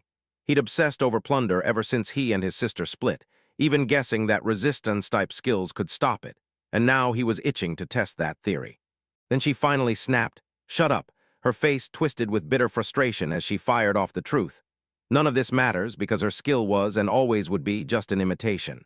A brutal memory crashed back in. There she was, a lonely little kid copying lightning magic just because she thought it looked cool, clinging to one dream, becoming a powerful mage like the other kids. But every time she tried to fit in, the kids turned on her, scorning her, ganging up in packs, sneering dirty copycat, and shutting her out for that wild, one-of-a-kind ability. They hurled stones at her and spat insults so loud they clanged inside her skull. Garbage. Scum. And the bullying never let up, tormenting her for the one skill she was born with. Tears poured down her face as she lay in the dirt, screaming at a world that felt downright unfair, furious that she couldn't pick her own skills, stuck with nothing but the brutal curse of being born to mimic. Right then, a gentle hand settled on her head, and she snapped her gaze up to the saint. who told her, straight to her heart, not to trash her own worth, because her talent wasn't worthless at all. With a kind, mind-shifting push, the saint urged her to try copying her own plunder skill, swearing she'd always have her back. The memory slipped away, yanking him back into the now. He clenched his fist and barked his demand in a low, desperate voice, forcing her to tell him where his sister was, like his massive arsenal of skills was seconds from exploding. Her soul, born from loneliness and sharpened by fanaticism, wouldn't bend for anyone. She snapped her glare at him, pure defiance, telling him he had no chance and that the ending wasn't in his hands. He snapped back that nobody could call the result until the very end. But the second he said it, his intuition skill blared a terrifying warning. Something overwhelming was about to crash down on him. A terrifying dark energy ripped out of her in a violent, out-of-control burst. The whole house got wiped out in an instant. Boards and beams tore apart as a brutal blast of raw power detonated the entire structure. He got hurled through the air like a broken rag doll, smashing helplessly through a violent storm of splintered wood and shattered stone. The woman stayed right in the heart of the blast, and the power she unleashed in that last desperate move devoured her whole. He slammed to the ground, bruised and bleeding, but his hard-earned barrier skills saved him again. He groaned, hauled himself upright, and stared at the total wreckage around him. He staggered upright, eyes locked on the smoldering crater where the building used to stand, and pure disbelief crushed his thoughts. He couldn't even process the insane destruction she'd just unleashed. Racing through the wreckage, he spotted her lifeless body, and it was obvious she'd cast a top-tier self-destruct spell, ripping away her own life just to drag him down with her. He gripped the star-shaped necklace, and the cold truth slammed into him. This wasn't just admiration, it was full-blown, dangerous obsession. And the moment he understood, horror flooded his chest. His sister had some wildly devoted fanatic right beside her, while she plotted to conquer the world. From the tree line at the edge of the village, a lone, cloaked figure stood there, perfectly still, watching the townsfolk burst into a run toward the plume of smoke and wreckage. The true saint stared on with icy calm and said it straight. She'd died. She admitted her follower fought like a beast, and that it was a tragedy, but she made it clear it was exactly what she'd chosen. Her last thought was crystal clear. Her fanatical servant had finally fulfilled her wildest wish, dying for her master. When there was nothing left to witness, the saint spun away from the chaos she'd unleashed, then vanished into the woods without a sound. A young man sinks into a quiet corner of the tavern, alone and deep in thought, chewing through his meal as his past encounters replay in his head. Then a title card hangs in the air like a warning, carving this break into a tense interlude about how brutal and unpredictable it is to test your skills. He can't stop thinking about the sister he just met. Her special abilities flash in his mind, and the shock is real. Her charm, allure, and seduction are all sitting at level 7, somehow paired with a cold, level 5 insensitivity that throws him off completely. He keeps staring at the world's weirdness, realizing reality can be way stranger than any story. And even though he knows every kind of skill combo from mental tricks to full-on magic, he's never imagined anything like the nuns. Then curiosity flares up like a match, and he decides to run a tiny experiment on his own. A fierce determination flashes across his face as he decides to copy her whole skill set onto himself. Then he can't stop wondering what would happen if he turned on charm, allure, seduction, and that cold, callous edge all at once. Because the unknown pulls harder than anything, and his curiosity refuses to sit still. He locks in his decision, stares at his reflection, and finds the surface hasn't changed a bit. So he's sure the experiment's ready, then waves over a nearby waitress to pay his bill. Right as he stands up and leans toward the waitress to talk, the moment his skills kick in, everything shifts. He doesn't even do much, just asks for the bill and his backpack. But his movements and voice suddenly hit with an unreal, irresistible pull that snaps the young woman's attention straight to him. The waitress freezes on the spot, cheeks blazing crimson, stammering out a reply as her calm professional act crumbles under his crushing presence. Then she promises she'll bring the bill right away. He throws her a soft, disarming smile and thanks her for the meal, completely oblivious to the chaos he's unleashing. The waitress stares back, eyes spinning as she's instantly trapped in his charm, her mind scrambling to survive the intense emotions his aura is roaring out. Her thoughts slam back and forth as she scrambles to explain her own reaction. When did Collector-san start wearing his shirt so painfully unbuttoned? Then it hits her, a sharp puff of men's cologne rolling off him, and her brain, already tangled up in attraction, probably wrote that detail into the moment to justify why she can't stop staring. Just as he starts to leave, the waitress lunges after him, her voice shaking as she pleads for him to come back soon. Behind her, a status window flashes his active skills. Charm, allure, seduction, and insensitivity, all blasting at level 7. The moment he steps away, icy dread slams into him.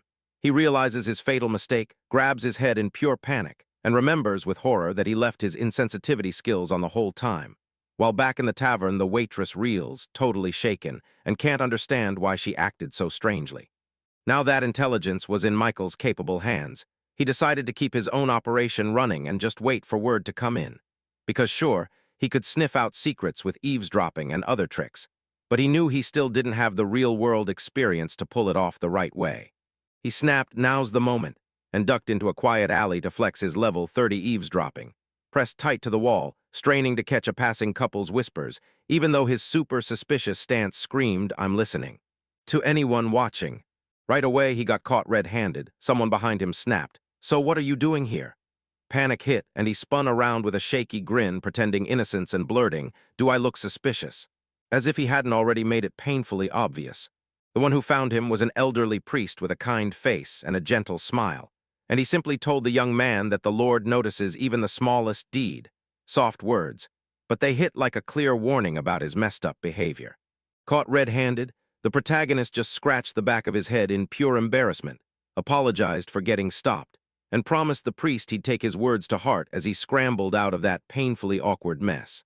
As he drifted away, he caught two young boys whispering that some adult was just getting dragged into a scolding from a priest, and when he looked back, his eyes narrowed. Yeah, that old man really was clergy. He ended up right in front of the man's workplace, a modest church topped with a big, plain cross, and there at the bottom of the steps stood the priest, smiling like he'd been waiting to welcome him into God's house. A cold shadow slid across his face as he stared at the church, and a wave of brutal memories crashed in, because this wasn't some harmless place to him. It was the same institution that branded him as worthless when he was young, and that one crushing moment still lived in his bones. The priest, totally blind to the storm inside him, beamed and invited him in, swearing the church was a safe haven for everyone. Yet the young man shot back a weird, half-smile and politely refused to step inside. Undeterred, the priest offered to get his skills appraised right there inside the church, the kind of service they did for everyone. And when he backed off again, he said he still had work to do, gathering skills, and he had to get moving. The second he brought up collecting skills, the priest's smile snapped off like a switch.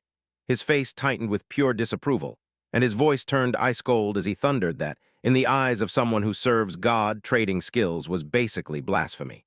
Sensing that a lecture was about to hit, he bolted before a second scolding could land. Right as he spun to leave, the priest barked, "Wait!"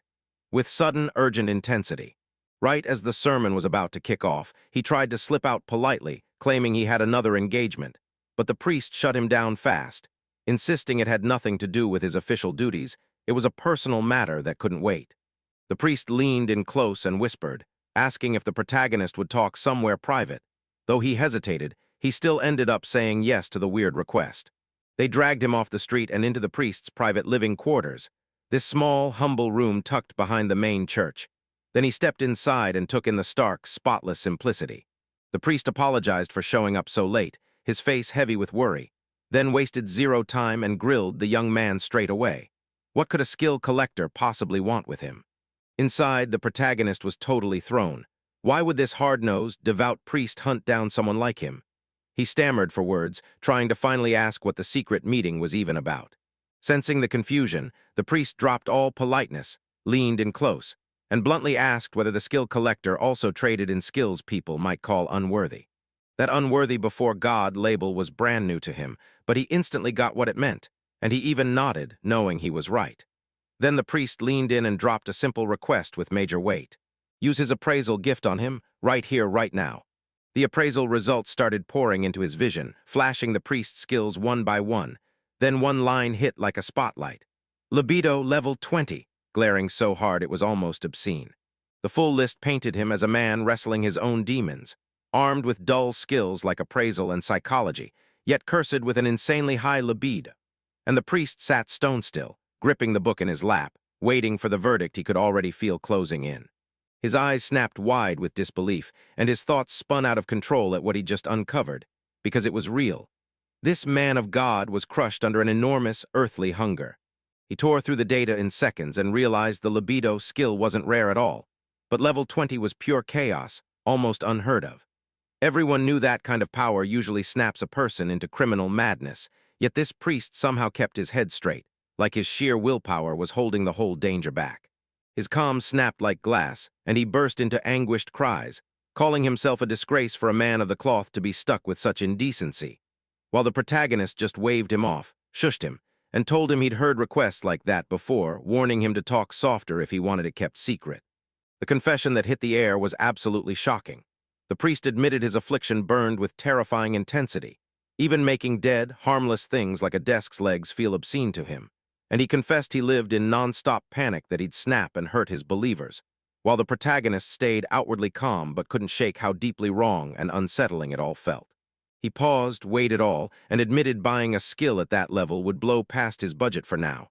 So he promised to come back another day, and the priest gladly accepted. Relief hit the old man like a wave.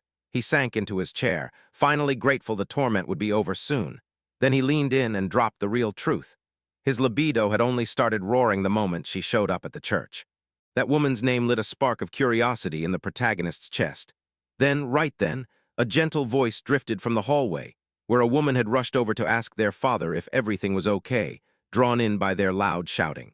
A nun burst into the doorway, cheeks flushed like she sprinted all the way, and the priest panicked.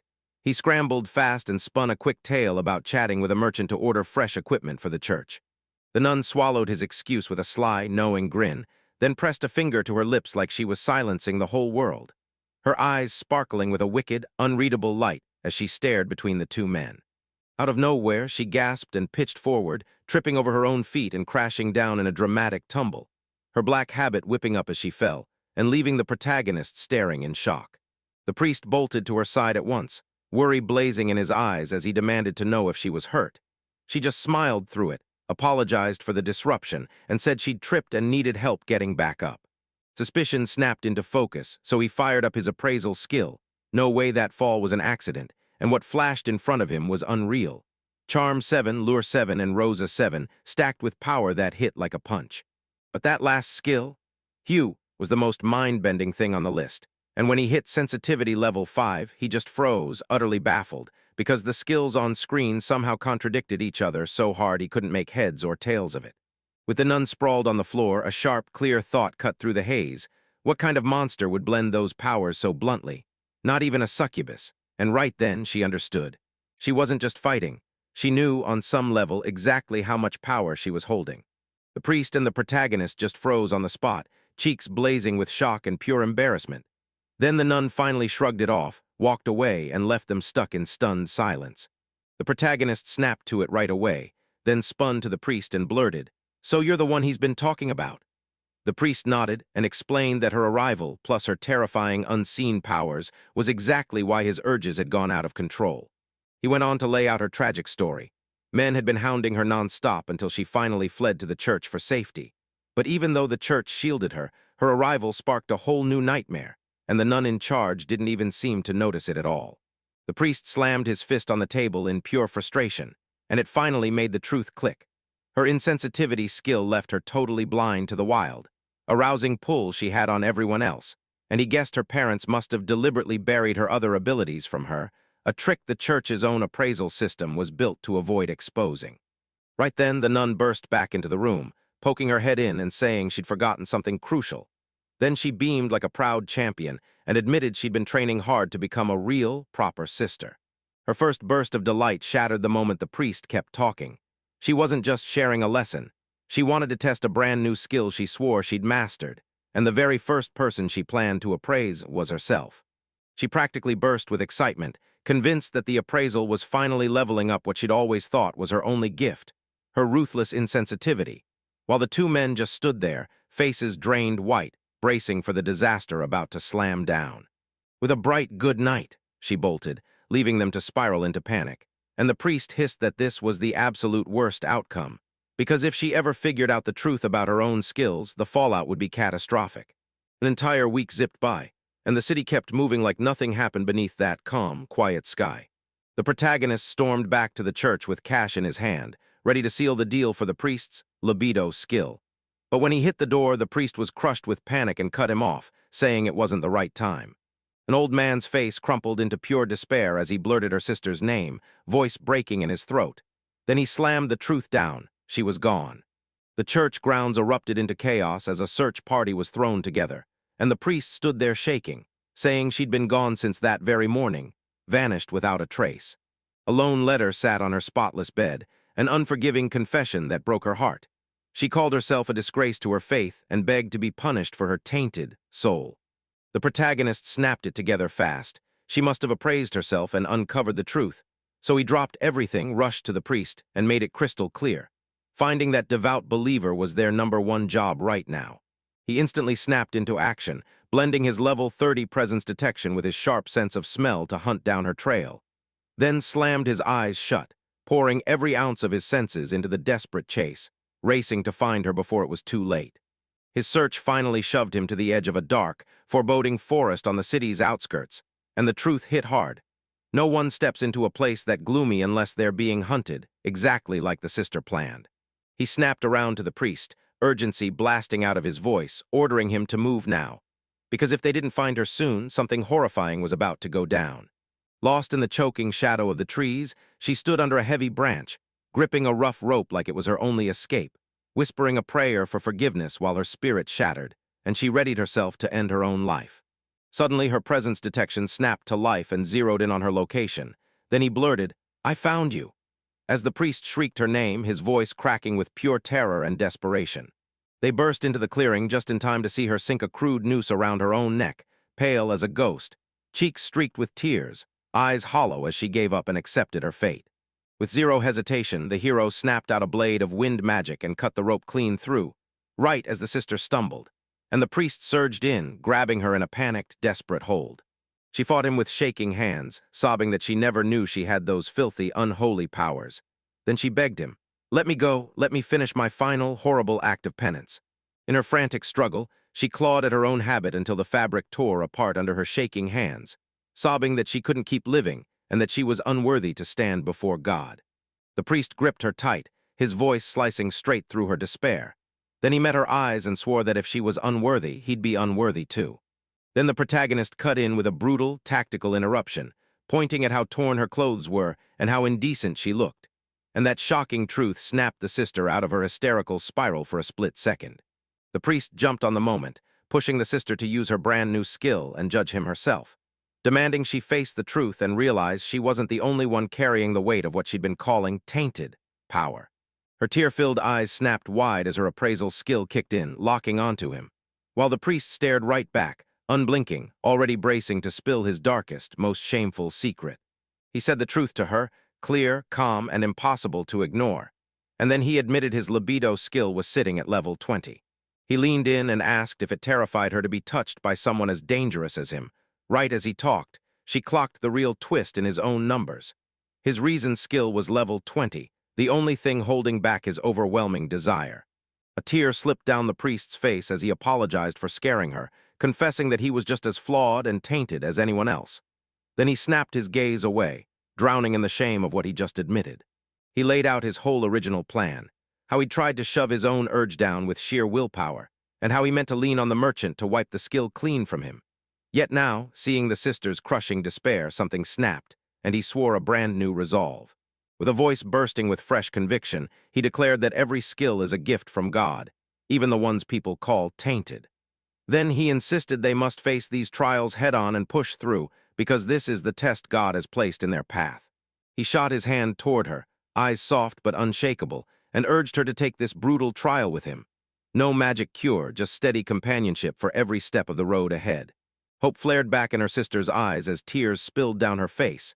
She took his hand and finally admitted he was right, then swore she'd walk this road with him, side by side. In that instant, everything looked like a sacred mural, two saints seeking redemption, while a choir of angels surrounded them, and they swore to keep moving forward as God's servants, their faith reignited and welded stronger by the raw honesty they shared. From the sidelines, the protagonist could only mutter a deadpan thought to himself. This scene absolutely screamed, Holy Scripture, even if the back of the priest's robes was already drowning in huge sweat stains. He snapped a hand to his face as the truth hit him like a punch, because the priest chose to beat his own skill instead of buying it, and the negotiation utterly collapsed. Right as he turned to go, the revitalized priest and his sister poured out heartfelt thanks, but he could barely catch their words, because his head was still stuck on the ugly truth that all his effort had ended with nothing to show for it. They pulled him in with warm smiles and begged him to come back to the church, promising help anytime he needed it. So he just tossed out a vague, half-formed answer, still trying to wrap his mind around how the whole situation had flipped. He left the church behind and felt something weird crawl into his chest. Deal or no deal, he'd finally clicked with the people inside, like a strange new bond had wrapped around a place he used to hate. She leaned in and told him she'd heard all about his weird business from Sumir-chan, then admitted she wanted to talk to him, because people said he truly understood the strange powers called skills. Our protagonist proved who he was, stepping up with confidence as a collector who trades in unwanted skills, ready to help in any way he could. She kicked off her story with a chilling twist. She just inherited a piece of land from a relative, and the place felt wrong in a way she couldn't explain. As she talked, the overhead view caught the trio parked in a quiet cafe, and the whole vibe turned tense when she spilled those unsettling rumors about the land. She told everyone that the second anyone, yes, even her, came near the place, sickness hit hard, and neighbors were already whispering that some homeless person with a freakish talent had moved in. She felt completely powerless, apologized for dragging him into such a bizarre mess, and as she spoke, Samir cut in, saying her friend was really hurting and that he was the only person she could truly count on. Seeing how badly both women pleaded, he nodded and took the job on the spot, promising to investigate the site and telling her to lead the way. For a while they bounced along in a carriage, the countryside rolling past like a moving painting, while the three of them sat shoulder to shoulder, and the weight of what waited ahead pressed in the air. After a tense stretch of time, the young merchant finally burst out that they arrived, thrusting a hand toward a small village tucked in the hills just up ahead. And as they finally stepped off and closed the distance, a busted ruined tower snapped into view teetering on the razor edge of a jagged cliff, totally cut off from the rest of town. Sumir instantly felt a crushing, oppressive dread leaking out of the ruins, and the client wasted no time confirming that this was exactly where the problem was coming from. She told me the tower was standing there the moment she inherited the land, and people get hit with this awful sickness whenever they're near it, so she's praying she can tear the whole thing down. And yeah, it's basically guaranteed someone's living inside. He tapped into his presence detection skill, and the moment it kicked in, his suspicions snapped into place. There was one lone, terrifyingly powerful presence hiding inside that ruined building. The client then spilled the exact problems. She and her neighbors kept spotting eerie stuff when they got too close, like their eyes swore it was real, but it just was. They spotted soldiers from some lost time and birds that absolutely shouldn't exist, and it left Sumir wondering if a hallucination power was messing with their eyes. He confirmed her theory on the spot, saying hallucinations are a pretty common skill that usually makes the user see nothing but illusions. And as his skill climbs higher, it turns into something brutal. Now the user can shove their conjured world onto others too, sealing them inside the same shared illusion. Two women stared on, faces tight with worry, because the idea of a Power 6 skill user moving in hit them like a threat. If the hallucinations really are the source, then whoever's holed up in that abandoned property is actively running the power, and getting anywhere near it is brutally hard. The skill collector stayed stone calm, stepping in himself, because he knew his own special skills could cut through those illusions, and maybe even buy the troublesome ability from the person behind them. He spun around to the girls and ordered them to head back, promising he'd handle the rest. Yet Samir's gut dropped right away. She snapped up in protest, begging to help, her voice trembling with real terror. What if he wasn't truly safe alone? He flashed her a steady, reassuring smile, telling her worry was more than enough, and that he'd be fine. That gentle kindness calmed her shaking nerves as she watched him gear up to head out alone. With that mindset locked in, he crept forward with precision, his presence detection blazing as he stayed on edge for any shift around him. He strode down a tight little path, staring at that strange tower looming ahead, knowing he was walking straight into danger with no idea what might jump out. The second he slipped past that invisible line, the whole world snapped and twisted. 1 second it was a plain grassy path, and the next it roared into a packed, overgrown forest crawling with huge, otherworldly plants. Far off, the shattered tower was wiped from the horizon, and in its place loomed a massive, unshakable castle, its ramparts clawing up toward the sky. He planted himself in the fortress's shadow, staring at an illusion so lifelike it might as well have been real, proof of just how terrifyingly powerful that skill user truly was. He tried to piece it all together, This place was supposed to hold a ruined tower, but the castle in front of him felt weirdly familiar, like it had been ripped straight from an old history book. He dug up a long-lost map of the continent, back when the Kinukeshev had never risen, and the land was chopped into a bunch of smaller kingdoms. He snapped to attention.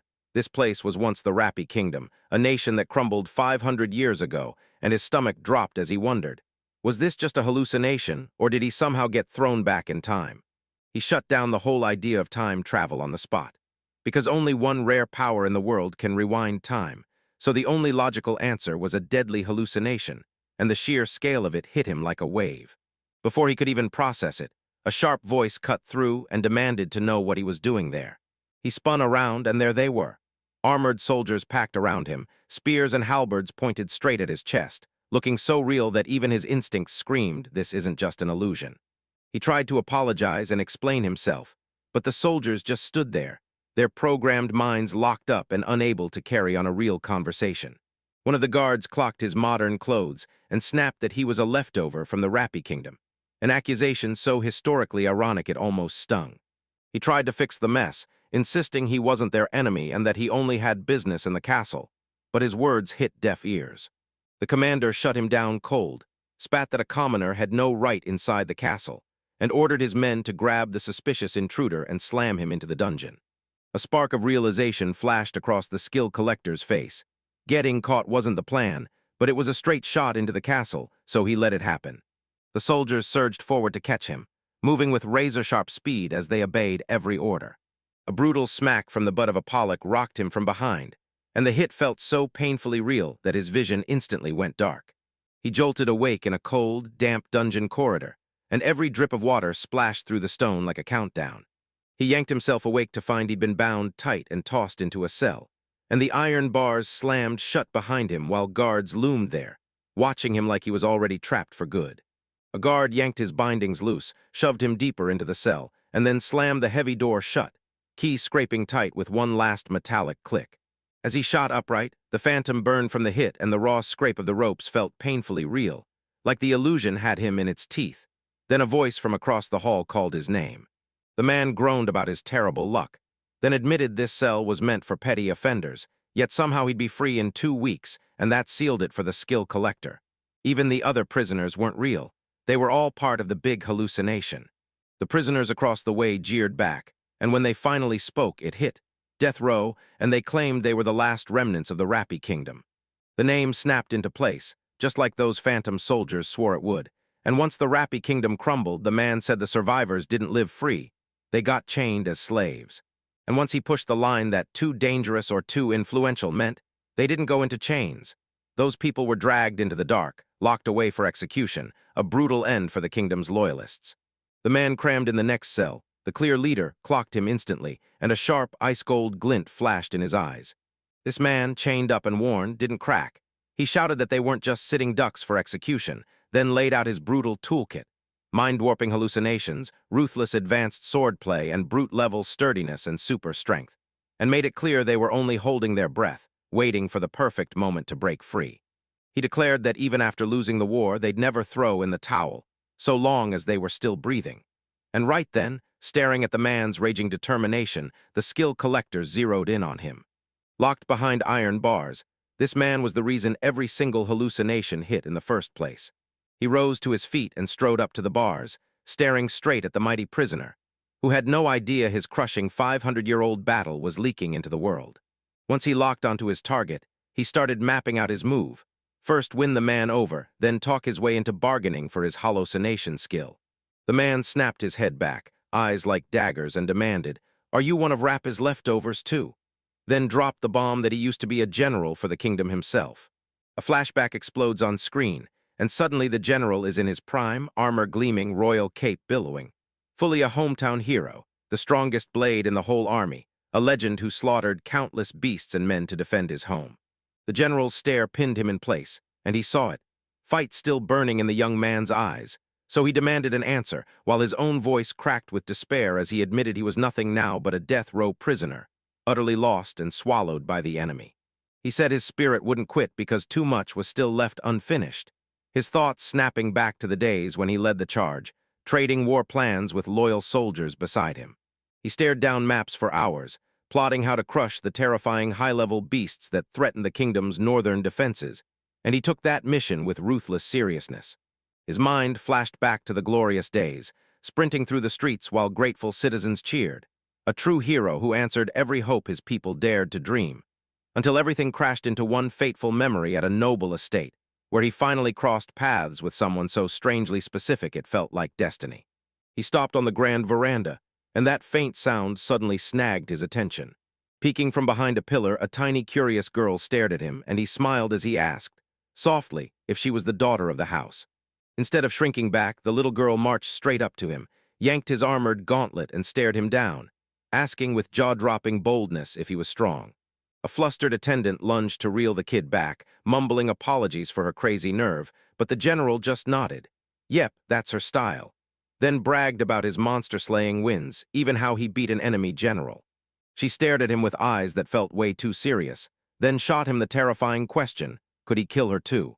Shocked by that dark plea from a child, he dropped to his knees and urged her to slow down. Don't rush into death, go feel the world first. But when she asked, will you kill me when I'm grown? He couldn't make that promise. But he did make her a promise. This simple vow, struck on the spot with a strange little girl, swearing he'd come back and meet her again someday.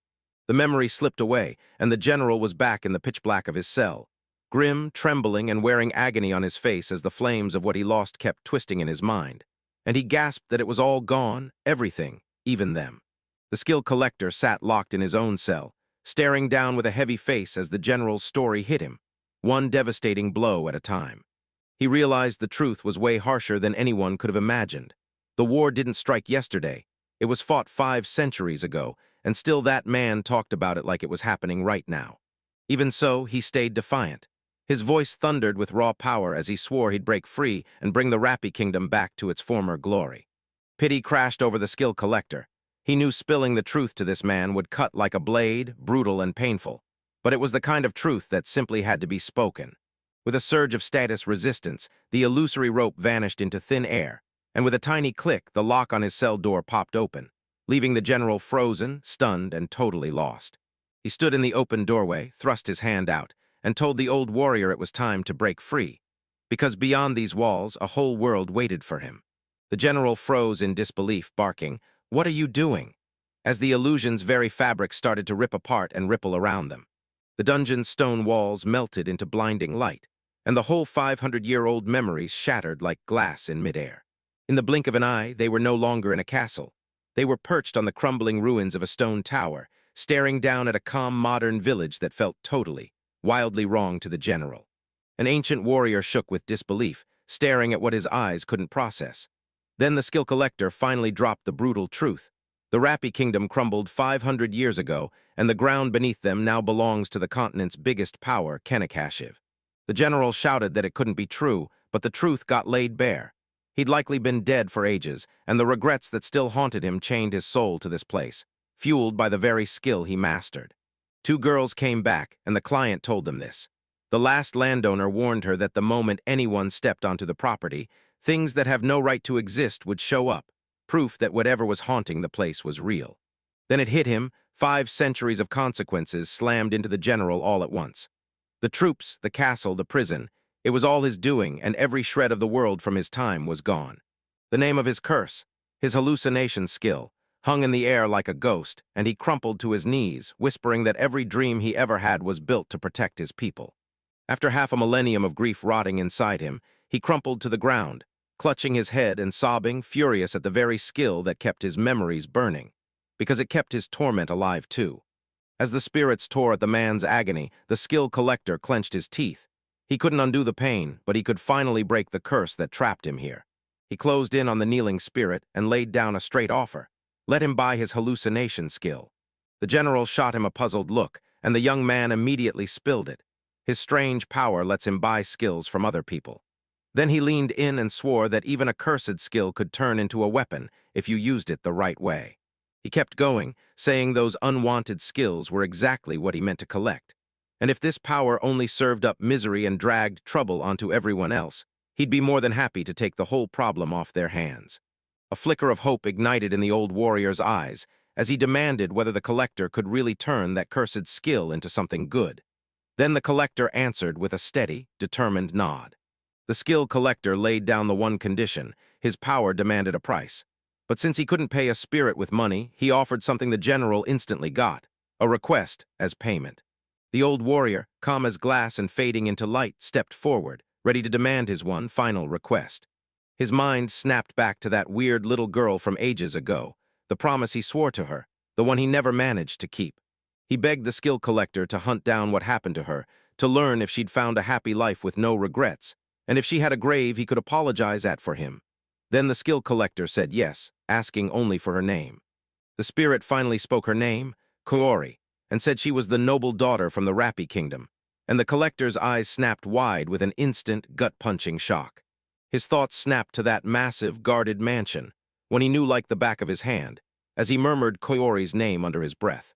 On the balcony of that very manor, a young woman who looked exactly like the girl from the general's memories got hit out of nowhere, when a potted plant crashed from the roof and shattered against her head. She snapped upright from the dirt and shattered ceramic like it didn't touch her, uninjured but utterly drained. Then she whispered that today, at dawn, she died for the first time, and that the skill collector would chew her out again because her identity and her cursed skill were finally out in the open. Kairi, Immortality Level 1.